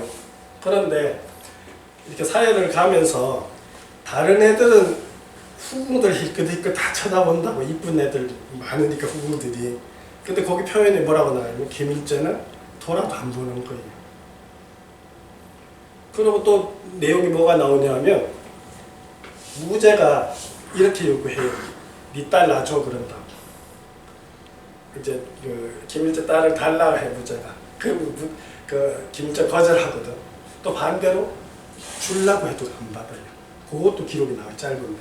그건 뭐냐 하면 내가 그래서 그 기사를 보고도 김일제가 모시던 금인이 어쩌면 불쌍했을 수 있다는 거예요. 그리고 이 사람들이 석가족일 가능성이 있다는 거 실제로 착하게 그렇게 반영이 됐을 수도 있다는 거죠. 그래서 다시 이제 자유연애 하던 그 표현이 나오는 게 정식 항아리잖아요. 무덤에다 갔다가 지금 그 성례하는 장면을 다양한 걸 바쳤다는 거는 사실은 뭐 저승에 가서도 열심히 사랑하고 행복하시라는 그 염원이 담겨 있을 수가 있다는 거죠.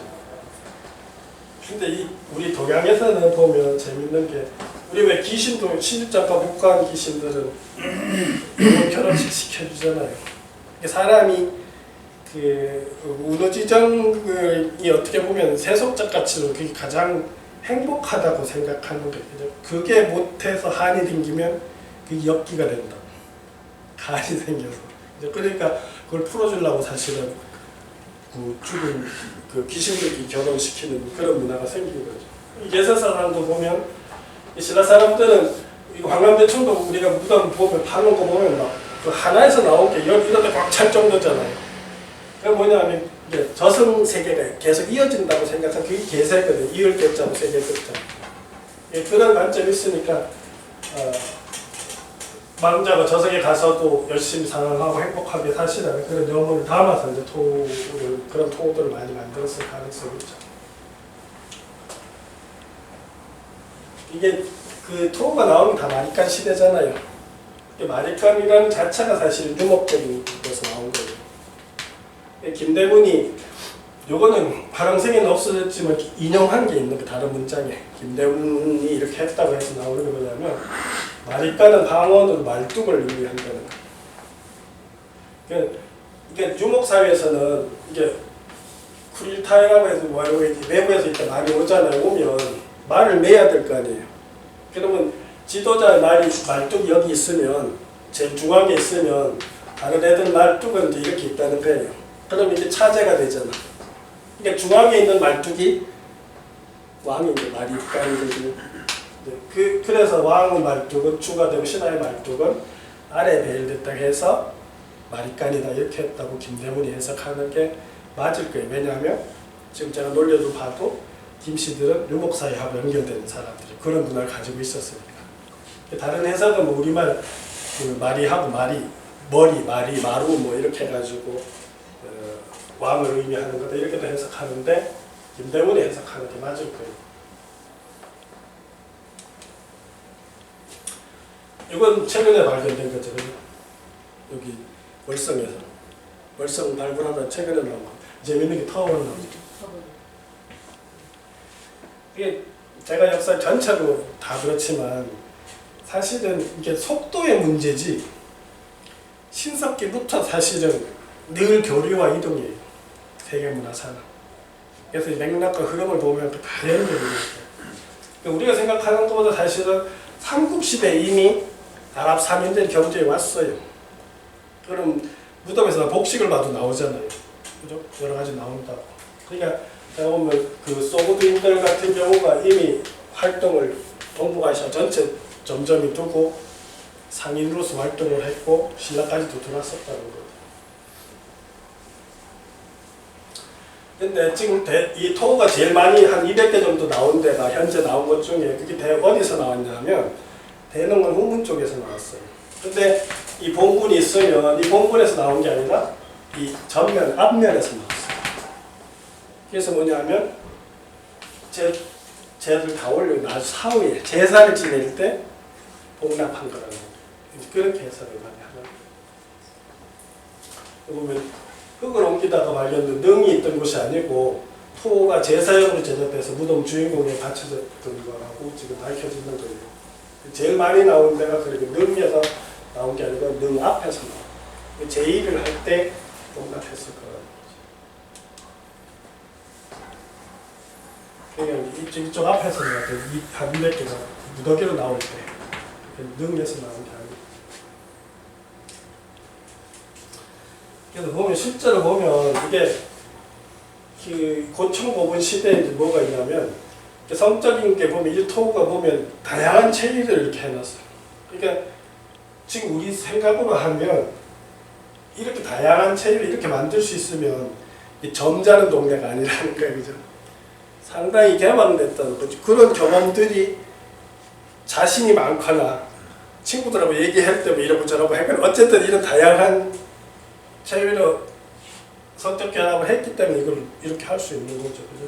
이렇게 많이 나오고. 이게 남근 신앙 이런 것도 이제 많이 나오고. 그러니까 이 성을 감추지 않고 드러낼 수 있는 개방적이었다는 거죠.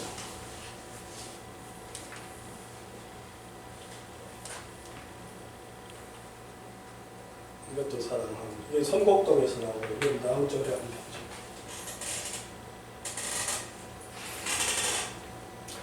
근데 보면 토가 재밌는 게 세밀하진 않아요. 근데 이게 재밌는 게 뭐냐면 캐리커처 같은 거예요. 캐리커처가 보면 선을 간략하게 해도 할 건 다 하잖아요. 그죠? 그러니까 여기도 보면 이게 어떤 그런 느낌 같은 그런 이렇게 어설프게 한 것 같은데 표현은 다 하는 거예요. 근데 요거 이런 거 만드는 애들이 제법 많이 빚어봤던 소리예요.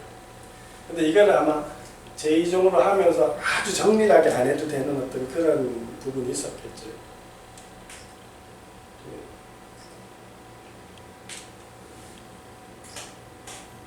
좀 하나씩 따로따로 좀.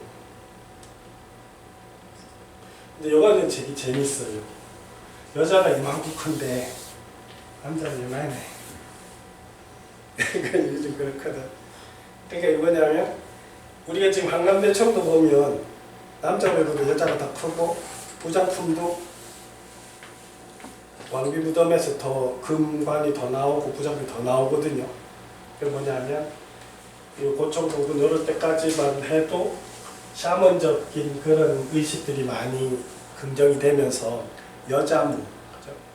요 샤먼들의 권위가 상당히 높았다는 거고, 이게 여자가 상당히 뭐 다른 식으로 뭐 다산 뭐 이런 거로 해서 할 수도 있고 여왕벌 같은 그런 개념으로 할 수도 있지만 어쨌든 여자 샤먼들이 상당히 권위가 있었던 시대라는 거죠. 이때까지는. 그래서 그냥 이 여성이 더 큰 거는 그냥 뭐 흔히 뭐 이렇게들 해석을 할 수도 있는데 다산풍이 이렇게 할 수도 있는데 제가 보면 여성의 권위가 상당히 있었던 그런 단계였다는 거죠. 우리가 보면 지금 이 맥락 있게 아주 중요한 것 중에 하나가 뭐냐면 우리가 박씨에서 석씨로 해서 김씨로 왔는데 석씨들은 지금 석씨가 2만 분이 안 됩니다. 그러니까 사실은 요거 넘어가니까 이제 석씨는 다 거의 도태됐어요. 그래서 김씨가 그 힘을 쓰기 시작할 때 보풍지능 이렇게 진지까지 4대가 박씨 왕비예요. 박씨하고 김씨 정도 있어요. 그러니까 박씨일 때 아련 부인인 내가 보면 김씨거든요. 그렇게 해서 물러오다가 나중에 역전이 되는 거죠. 김씨가 남자 왕일 때 박씨가 받쳐주는 그런 식의. 그래서 아마 신라가 왕성이 바뀌었는데도 하나의 공동체처럼 그냥 흘러가는 게 아마 난 그렇다고 보거든요. 그런 이유도 사실은 고대사에서는 그런 거 없잖아요. 성씨가 바뀌면 왕정이 바뀌잖아요. 나라 이름을 바꾼다든지 뭐 이렇게 다 하는데 그러지 않은 그런 아마 그런 인연이 있었던 것 같아요. 그다음에 우리 삼국사기에 보면 이 한기부 여자가 네 쌍둥이 낳은 얘기가 나오거든요. 네 쌍둥이 나니까 나라에서 쌀을 200석을 줬대요. 엄청난 거거든. 다시 그 당시 200석이라고 하는 거. 여성이 더 크게 표현, 이는 또 여성의 생산력을 의식했을 수도 있고 또 한 가지는 당시 샤먼의 지위가 상당히 여성 샤먼의 지위가 높았다는 거. 그것도 가만히 할 필요가 있거든요.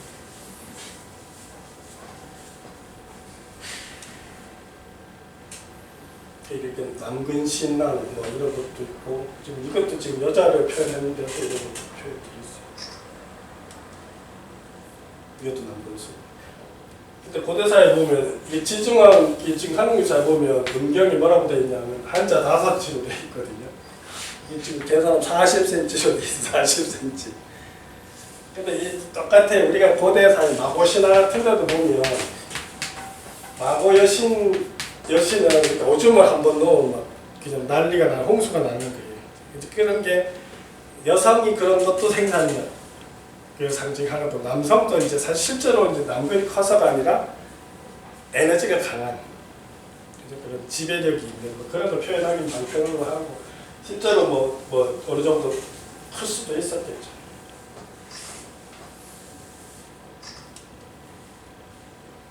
되게 재밌는 건 이게 지금 저승가는 배에도 뭐 남근을 이렇게 세운 거예요. 이게 사실은 남근이라는 게 고대사회에서는 뭐냐면 이게 약물이거든요.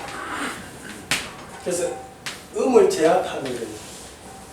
그런 용도로 많이 상징적으로 그렇게 상징을 쓰는 거예요. 그래서 일본 같은 경우 보면 길을 지키는 도조신이 있는데 그렇게 마을마다 입구에다 남근을 세워놓는 거예요. 그러면 그 마을에 잡기가 못 들어온다고 생각합니다.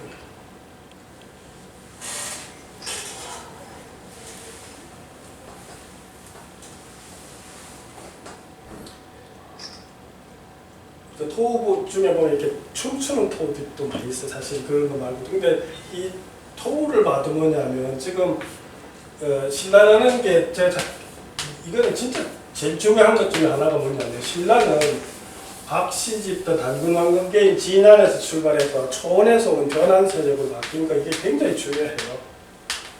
이렇게 해야 문화일기가 되더라니까. 제가 삼국유사를 내가 그랬잖아요. 부산 KBS에서 2시간짜리 그거를 40강을 했거든요. 그래도 다 못했어요. 근데 그걸 그렇게 할 수 있는 게 뭐냐면 문화 해석을 해서 가능해요. 근데 지금 삼국유사를 대부분 보면 번역된 게 그 한자를 번역하는 수준이거든요. 문화 해석을 못해요. 근데 문화 해석을 못하는 게 제가 공부를 해보니까 뭐냐 하면 간단해요. 우리가 조상들이 누군지 모르는 거예요. 문화라는 거는 조상들이 가지고 있는 사고를 반영한 흔적들이에요. 그렇잖아요. 근데 누군지 모르죠. 누군지 모르니까 그 누가 어떤 생각을 가졌는지 모르는 거예요. 사실은 누군지를 알아서 그 사람들이 어떤 생각을 가지는지 알아야 우리 문화가 해석이 되는 거예요. 그러니까 내가 그랬잖아요. 그 병문안 같은 경우에 보면 병문안 같은 경우에 이 사람 화랑 출신이잖아요. 근데 저녁에 잠을 잘 때 침대에 뱀이 막 돌아다니고 그걸 하잖아요. 근데 이 뱀이 상징하는 그 사람들 해석을 못하는 거예요. 내가 보면 이 뱀들이 화랑들이 남도들이거든요. 남도로 상징된 거예요. 그래서 박격것의 뱀하고 이렇게 뱀 문화를 이해하고 있어야 된다는 거예요. 그러니까 진안의 뿌리를 알아야 그런 표현이 어떤 상징성을 가지고 있는지 이해할 수 있다는 거예요. 지금도 우리 똑같잖아요. 뱀 샤먼 하면 지금 기독교 문화가 있어가지고 마치 그 사탄이 먼저 떠오르잖아요. 그죠? 근데 사실은 서양에서도 철학이 나오는 시대하고 한번 그 이전은 다 뱀의 시대였거든요. 그리스 로마도 그리스도. 그 다음에 유대교가 탄생할 때 그때 또 이성이 강화되면서 샤먼 문화를 부정하는 단계, 두 단계를 거치면 사실 뱀이 부정화되는 거예요. 그 이전에 사실은 뱀은 굉장히 우리 인류 문화사에서 굉장히 중요한 신성성을 가지고 있다. 그러니까 이 토를 마친 것 중에 중요한 게 신라인들이 가지고 있던 계세사상이라는 거죠. 이거 제 책에 있는 건데 토를 무덤에 부정했다는 살았을 때도 귀족들은 분반 섹스를 즐겼을 것을 의미하고 당시 신라인들에게는 계세사상 그러니까 죽은 이후 사후 세계가 현세와 같이 이어진다는 믿음이 있었고 따라서 다양한 체의 토를 부정했다는 것은 사후에도 다양한 성을 즐기면서 행복하시려 하고 열망을 했을 수가 있다는 거예요.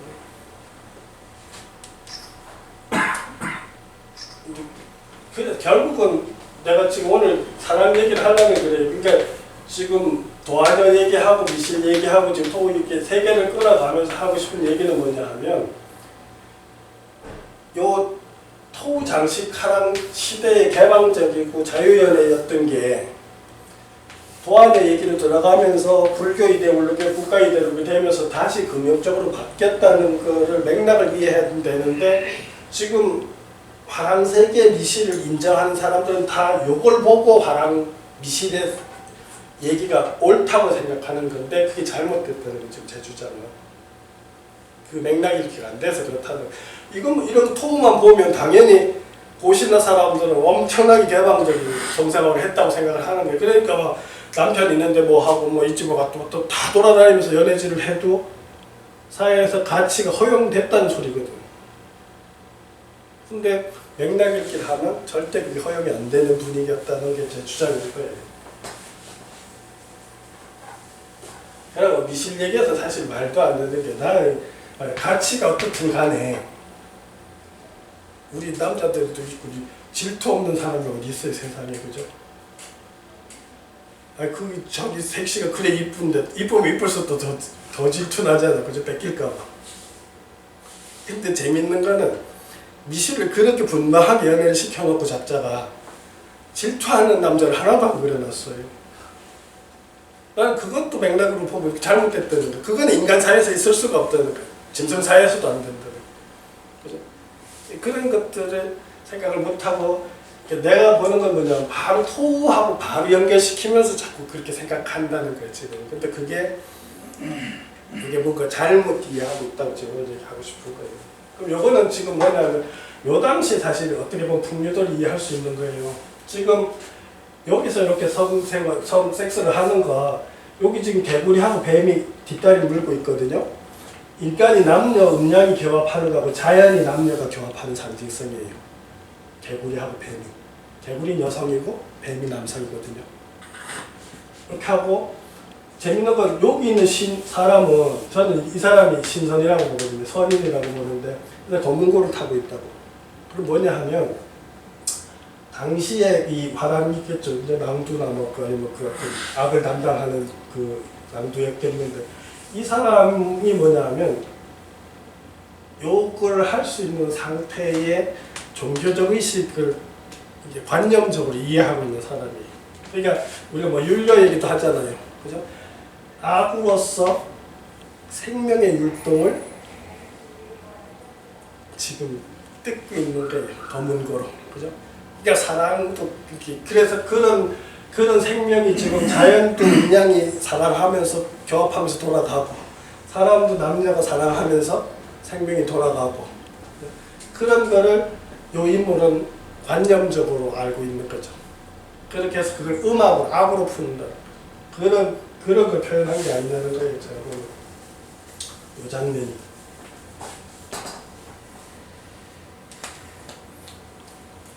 이건 제가 책에 써놓은 거예요. 부하 설명을.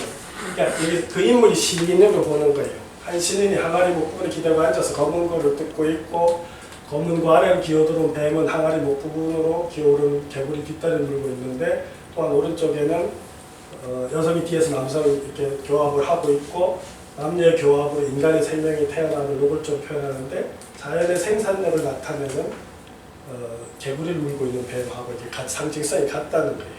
그냥 이렇게 그냥 성적인 결합만 표현하려는 게 아니고 사람은 남녀가 사랑을 해서 아이를 낳고 생명을 이어가고 자연도 음양이 결합을 해서 자연을 낳고 이어가고 그렇게 생명이 막 이렇게 율동하고 가는 거를 그 신인은 검은고 악으로 지금 뭐 축구곡을 할지 자기 뭐 작곡을 해서 하는지 모르지만 하고 있을 거라는 거죠. 그렇게 보면 그 장식 항아리를 그렇게 해석하면 틀리지 않을 거라는 거죠.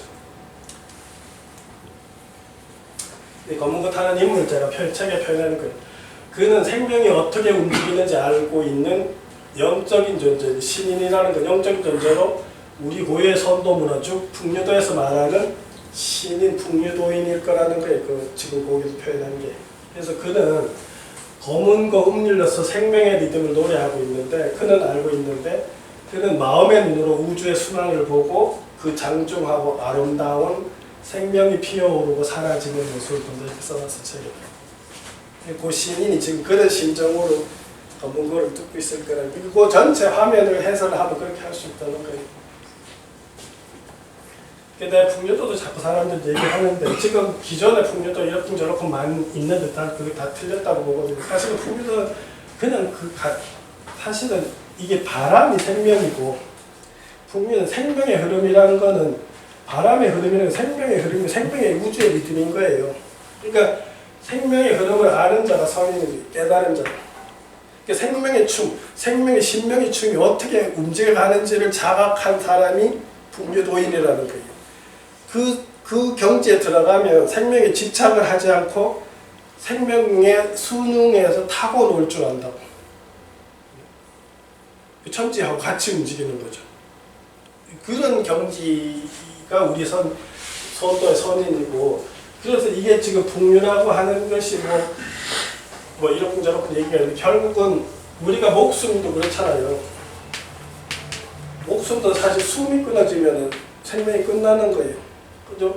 유대인 하나님도 보면 그 흙으로 빚고 바람을 넣을 때 그 루하른가 이렇게 표기되어 있거든요. 이게 뭐냐 하면 바람이거든요. 뭐냐면 초기다 아직도 철학적 개념화가 안 된 거. 이게 품이 나중에는 이렇게 바람을 인식되는 게 나중에 철학화 개념화하면 기로 인식이 개념화한다고. 기로. 그러니까 기록 개념하기 이전에 그냥 바람을 생명의 가장 근원적인 거로 인식을 한 그런 문화가 반영됐다는 게.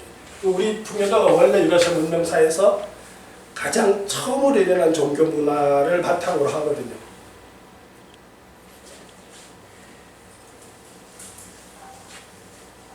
그래서 하나님도 바람을 집어넣으니까 생명이 되잖아요. 그 바람이라는 거예요. 실제로 그거 뭐 말하기 좀 그렇지만 실제로 우리가 초월적 인식을 할 때 보면 우리가 그러니까 눈으로 보는 거 말고 이를테면 에너지 파동이 있다고 그 초월적 인식이 될 때 그렇게 순간적으로 느낄 수가 있어요. 그러니까 고대 샤먼, 대샤먼들은 그것이 생명의 원 에너지로 본 거예요.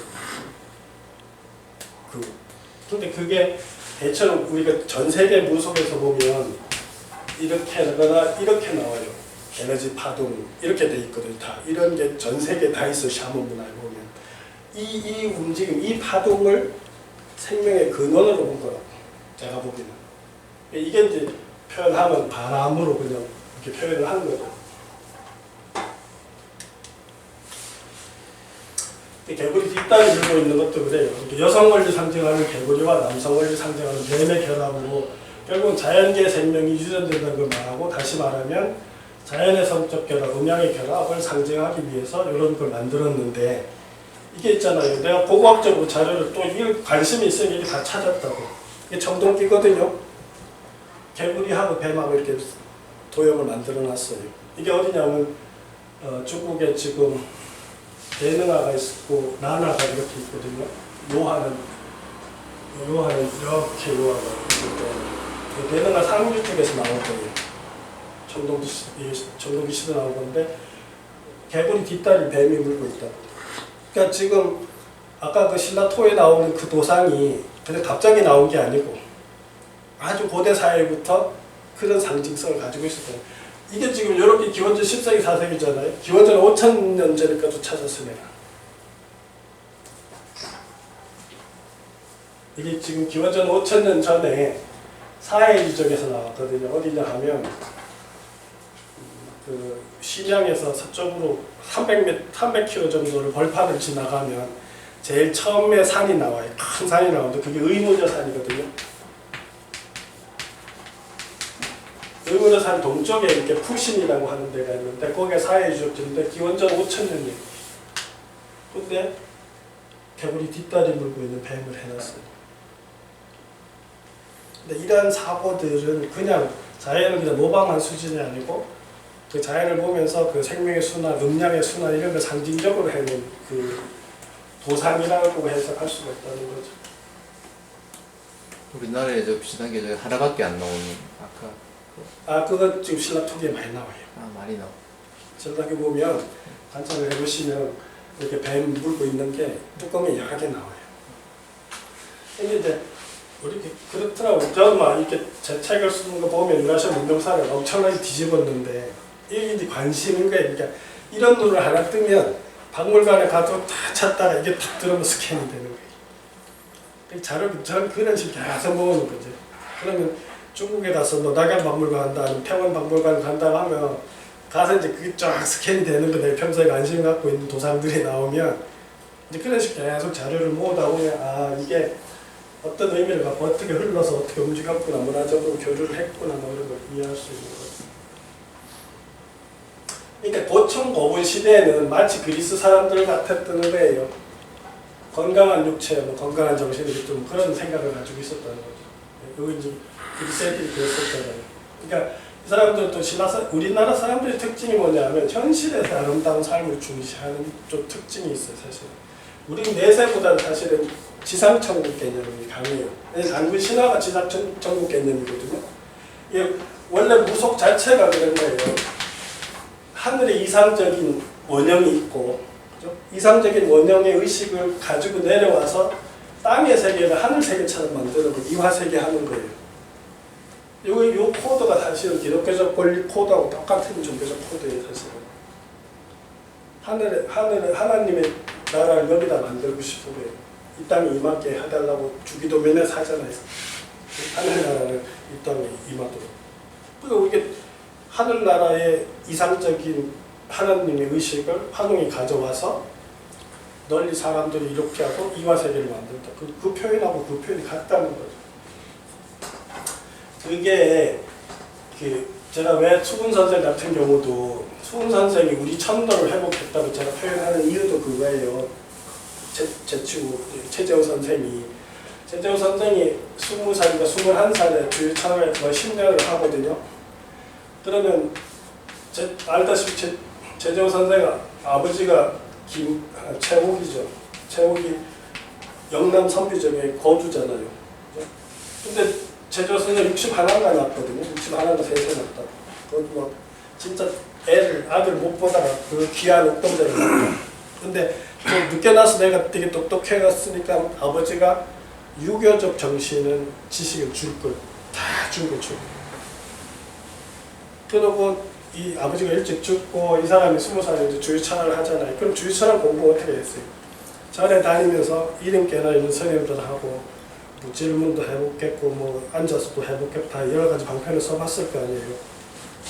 그런데 수훈 선생이 정작 깨칠 때는 어떻게 하냐 하면 똑같이 우리 동양 문화의 특징이 뭐냐 하면 신인이 등장해요. 왜냐하면 어떤 성인이 있으면 성인인 거로 튀어주기 위해서 천상에서 오는 영이 있어요. 그게 사람으로 신화적 구조가 있다고. 그러니까 제조 선생도 뭐냐면 돌아와서 여시바이 꼴에 울산에 처갓집 주변에다 집으로 조그만한 걸 짓고 사신다. 근데 금강산에서 우리 동양에서 늘 이인이라고 해요. 이인 혹은 시인이라 하거든요. 이인이 와서 천서를 내밀었다고 합니다. 천서.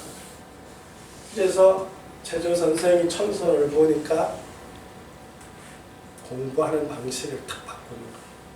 그래서 어떻게 하냐면 천성산 내원남이 있는데 가면 정멸불이라고 있어요.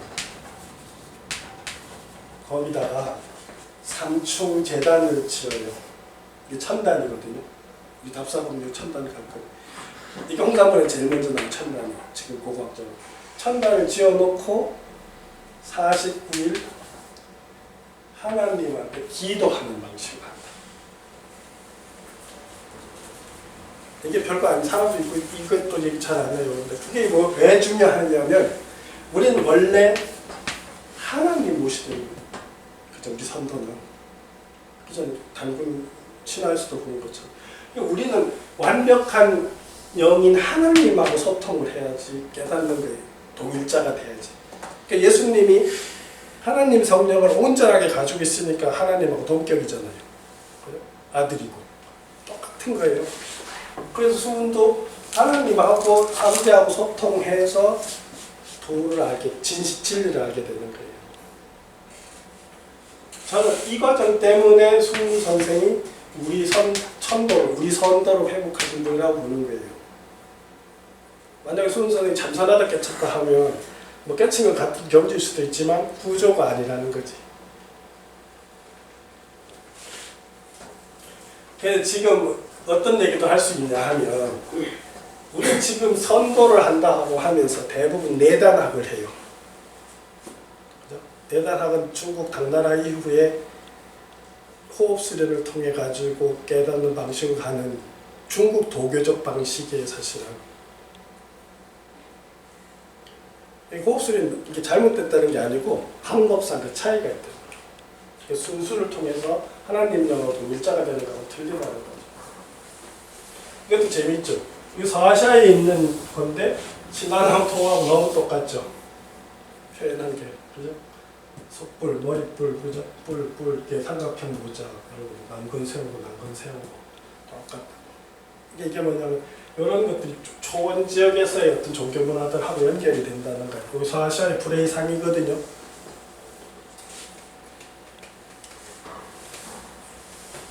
그러니까 결국은 고총 고문 시기에 북방 초원과 관계하면서 개방적인 성문화가 수용이 됐을 거예요. 아까 그랬잖아요. 처음에 진안들이나 뭐 구역 예 이럴 때 보면 성이 굉장히 엄숙했잖아요.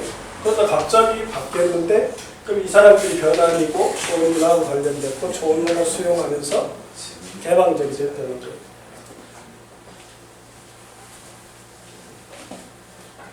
그래서 결국은 고신라의 문화는 다 끝나서 전반적으로 초문화와 연결되어 있는데 신라왕족 자체가 천산 동서를 넘어서며 유목 생활을 하던 유목이 사카족의 후손일 가능성이 높다는 게 제 생각인데 그 유목민의 유전자 속에는 개방적인 서민심이 살아있고 그런데 또 지금 보면 이거 좀 제가 재밌어서 했는데 우리가 왜 아까 그 뭐죠 마법자 얘기하고 때문에 이걸 가져왔는데 우리는 초원에 있는 사람들은 외부에서 남자가 오면 아내를 내준다 그런 말이 있어요. 상식적으로 그런 말을 하잖아요. 근데 그건 절대적으로 그냥 내주는 게 아니라는 거예요. 우리 잘못 알고 있는 게. 이게 보면 어떻게 되냐면 두 가지. 외부에서 초원에서 오잖아요. 오면 마을 공동체에서 회의를 한대요. 회의를 해서 조건이 이제 두 가지가 제일 중요한 거예요. 하나는 그 외부에 온 사람이 똑똑한지를 확인하는 거예요. 두 번째는 인물이 괜찮은지를 확인하는 거예요. 지금하고 똑같이. 왜냐하면 자기네들이 공동체에서 근친 결혼을 하니까 아이들이 유전자 좋은 아이가 안 나오는 거예요. 외부에 왔다고 다 마누라를 주는 잠자리 주는 게 아니고 똑똑하고 잘생긴 애가 왔을 때 이제 그런 혜택을 주는 거예요. 왜냐면 그리고 걔는 바람처럼 갈 거니까 애기 나오면 내 아들이라고 하면 되잖아, 그죠? 근데 애가 똑똑하고 잘생기면 그 공동체에 뭔가 기여할 수 있는 아이가 있는데 그래서 그게 그런 풍습이 생긴 거지 그냥 뭐 지나가는 나그네한테 뭐 다 잠재워주고 그런 거 아니라는 거예요. 결국은 같이 종내혼을 하면 이제 그런 유전적인 문제도 생기고 이제 그 우량 유전자를 못 퍼뜨리니까 하나를 만들어는 하나의 문화적인 거라는 거죠. 이게 다 규칙이 있더라고. 근데 김부식 같은 경우도 보면 이제 유교적 관점이 되니까 이제 자기 조상인데 욕하는 거예요. 삼국사기에서. 김부식 김씨잖아, 그죠? 결국 자기 조상 욕하게 되는데 장가 드는데 같은 성을 취하지 않는 건 윤리를 철저히 밝히는 거죠. 이건 유교적 관점이죠. 신라와 같은 경우 같은 성과 혼인할 뿐 아니라 형제, 소생, 고종, 이종, 사촌, 누이들까지 데려다가 아내로 삼았다는 비판을 하는 거예요. 그러면서 흉노가 어미와 그 자식과 관계하는 것은 이보다도 심한 그래도 낫다 이거지. 이제 흉노들보다는 초원에 있는 사람들이 또 이렇게 하는 건데 요 얘기는 또 뭐 누가 했냐면 해초가 또 기록을 남겼어요. 해초가 왕호천축국에서 기록을 어떻게 남겼냐 하면 혼인을 뒤섞어서 하는 바 어머니나 자매를 아내로 삼기까지 하는데 해초가 본 건 뭐냐면 호인들이 그것은 집안 살림이 파탄나는 걸 두려워서 유목 생활을 하니까 소떼가 500마리가 있는데 그죠? 이걸 이제 형수가 그러니까 형이 죽었는데 형수가 개가를 하면 다른 동네로 개가를 하면 소 50마리 떼줘야 될 거 아니야. 형수 몸으로 떼줘야 되잖아. 근데 그 재산을 지키기 위해서 동생이 형사치수를 했다 이거야. 형이 죽고 남은 동생이 형수하고 살았다 이런 거지. 이게 우리가 이제 유교적 윤리로 하면 문제지만 그 동네에서는 자기들 나름대로는 살 방도리를 그렇게 하는 거지. 근데 이번에 신라 김씨들하고 연결된다고 생각하는 사카족 암각화에도 보면 토를 만드는 그런 의식들이 발현돼 있어요. 보시면 지금 이게 신장 위구르에 있는 사카족 암각화거든요. 저쪽에 있는 거 좀 그려놓은 것도 보면 남근을 다 드러내고 있잖아요. 신라 토와 애들 하는 것처럼 그렇게 돼 있잖아요. 그러니까 유목이고 우리가 사카하고 김씨들 연결되고 그런 성이 개방된 성적 가치라는 게 지금 이렇게 연결이 되는 거예요. 사실은 제가 지금 자료를 오버랩을 시켜보면 신라 김씨들이 가지고 있는 문화는 초원 문화 중에서도 사실 학화적 문화하고 제일 많이 오버랩돼요. 현재로서 자료상으로 보면 실제로. 그러니까 김일제가 만약에 조상이고 하면 김일제 그 아버지 이름이 효도왕이거든요. 효도가 뭐냐 하면 우리 왜 부도탑 하잖아요. 같은 동의어예요 이게. 실제로 학술적으로도 효도, 부도 혹은 포도라고 하거든요. 한자로 음사를 하기를. 그러니까 효도왕이라는 말은 어떻게 보면 사실은 석가왕, 석가족 왕이라는 소리예요. 그래서 신라 문화가 그래 저는 사실은 이미 이 사람들 김일자와 상관없이 나는 아영 부인 김씨일 가능성이 높다는 거예요. 그래서 내가 책에 있지만 실제로는 김일자하고 상관을 안 해도 이미 요동 만주 지역에 사카족이 들어왔다는 문헌 기록이 있어요. 이 사람들이 고조선 세력들하고 같이 이미 한반도로 들어와서 이미 그 계열들이 이미 피가 있었다는 거기다가 313년에 낭랑이 무너지잖아요. 북한 저쪽에서 휴도왕의 그 우리가 알다시피 휴도왕의 그 7대 손이 왕망 때 김당이라고 하는 그 김당이가 하여튼 7세 손이 왕망의 이종 사촌이에요. 왕망이 혁명할 때 신라를 만들 때 근데 왕망이 15년 하다 망했잖아요. 그러니까 거기 남아있으면 위험한 거지 가족도. 그래서 어떤 기록이 있냐 하면 이 사람들이 멀리 요동으로 갔던 기록이 나왔어요. 금속물이 나왔어요. 몇 년 전에. 그러면 요동으로 갔다 이 사람들이 평양까지 들어왔을 거고 314년에 낭랑이 무너지면서 그 사람들 일부가 서라벌로 들어온 거예요. 그래서 지금 아까 말한 옥을 기준하게 하다 금으로 바뀌는 것이 313년으로 한 350년을 전후해서거든요. 딱 이때 이제 외부 수혈을 받고 기존 세력의 외부 수혈을 받으면서 김씨들이 파워가 생깁니다. 그렇게 보고 흐름을. 그렇게 하면서 이 사람들은 이미 자기들이 그런 조문하고 연결된 그 당시는 알고 있었을 거라는 어느 정도. 그래서 결국은 무덤 양식도 조상들의 묘제를 받아들였을 거라는 거. 그러면서 종교적인 그런 것도 관식이나 입식 이런 것도 다 받아들여서 이렇게 권위를 위세품을 삼았을 거라고 보는 거예요. 이 사람들하고 관련이 있다고 보는 게 맞다는 거죠. 그러니까 자장 스님이 문수보살한테 신탁받을 때 그 얘기도 내가 계속 인용하잖아요. 그죠? 잔리종족하고 김씨는 인연이 있다고 얘기하는 게 틀리지 않을 가능성이 있다는 거예요.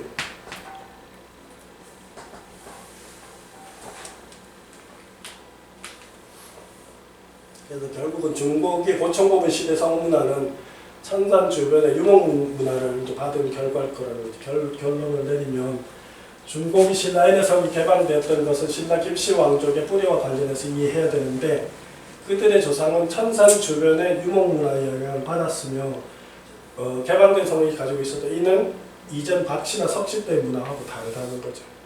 이쪽에 진인들하고 이제 변환으로 바뀌어서 이렇게 문화가 350년을 기점으로 해서 확 바뀌는 거예요. 연결되지만 확 들어가면 많이 바뀌는 게 이제 이렇게 결국은 우리가 아까도 한번 얘기했죠. 문화를 이해하려면 그 문화를 만든 사람들을 알아야 돼요. 근데 우리가 지금 고대에서 제일 중요한 게 그게 안 돼 있는 거예요. 과연 우리가 지금 종장님하고 잘 아시는 그 누구죠? 서강대 신라 사신 분. 이종욱 선생 같은 경우도 보면 신라사 그렇게 하셨어도 그냥 57년 이때부터 신라사 하신 거예요. 그분 모든 책을 읽어보면 신라 이렇게 한 거예요. 그러니까 그 이전에 어떻게 해서 여기 주도 세력들이 생겼는지에 대해서는 설명을 아예 연구도 깊이 할 수도 없어서 안 했겠지만 강단이기 때문에 그렇게 안 들어간 거예요. 그러니까 신라사를 했어도 그러니까 그 다음부터 이렇게 저처럼 이렇게 해석하고 들어가려면 잘 안 되는 거예요. 그냥 문헌적으로 설명만 하는 거지. 근데 그만큼 우리가 2000년 전에 우리의 주도 충분히 모르고 있는 게 지금 강단의 현실이 어떤 면에서 엄격하게 하고 지금 강단에서 사만의 종족적 기원과 그들의 문화를 자신 있게 얘기하는 사람 하나도 없어요. 내가 알기로. 근데 우리는 사만일통에서 우리 정체성이 나오잖아요. 그죠? 그러면 사만일통 정체성 사만을 밝혀야 되는 거예요. 그게 답답하다는 게 그러니까 저 잘나서가 아니라 그 모든 것을 사만에 정립되는 그걸 내가 다 했잖아요. 그죠? 단군왕검 사회가 진안이고 나중에 주나라 이후에 고조선이 마한이고 그 다음에 총원에서 온 사람들이 변환이고 이게 다 시차를 달리하고 들어. 이거를 나눠서 문화 분석을 하면 다 분석이 되는데 이게 안 되니까 안 됐던 거라는 거예요. 지금까지. 그러니까 내가 자꾸 얘기하지만 통일이 내일모레 지금 이제 통일이 단사가 벌어졌는데 통일이 되면 제일 중요한 게 내가 자꾸 하는 정체성 통합이에요. 우리가 남이가 하는 거를 결합시키는, 화학적 결합시키는 게 굉장히 중요하고, 그 다음에 정치 경제를 그 바탕 위에서 하는 것이 굉장히 중요하고, 또 그게 우리의 정체성이 이 반도에 갇힌 정체성이 아니고 알고 보니까 대륙하고 연결되는 교류와 흐름 속에 있었더라. 이렇게 하면 동북아시아 전체에서 우리가 어떤 스탠스를 지키고 해야 될지, 외교를 해야 될지, 문화를 이해해야 될지, 이런 것까지 다 나온다는 거예요. 근데 이만큼 우리 공동체한테 중요한데 그 예산을 1년에 뭐 수백 조를 써도 그거를 국가에서도 안 하고 그 역사하는 학자들도 안 하고, 즉 이거는 어떻게 보면 1조 가치도 더 넘어요. 제가 보면 공동체 전체 장기적 이익을 생각하면.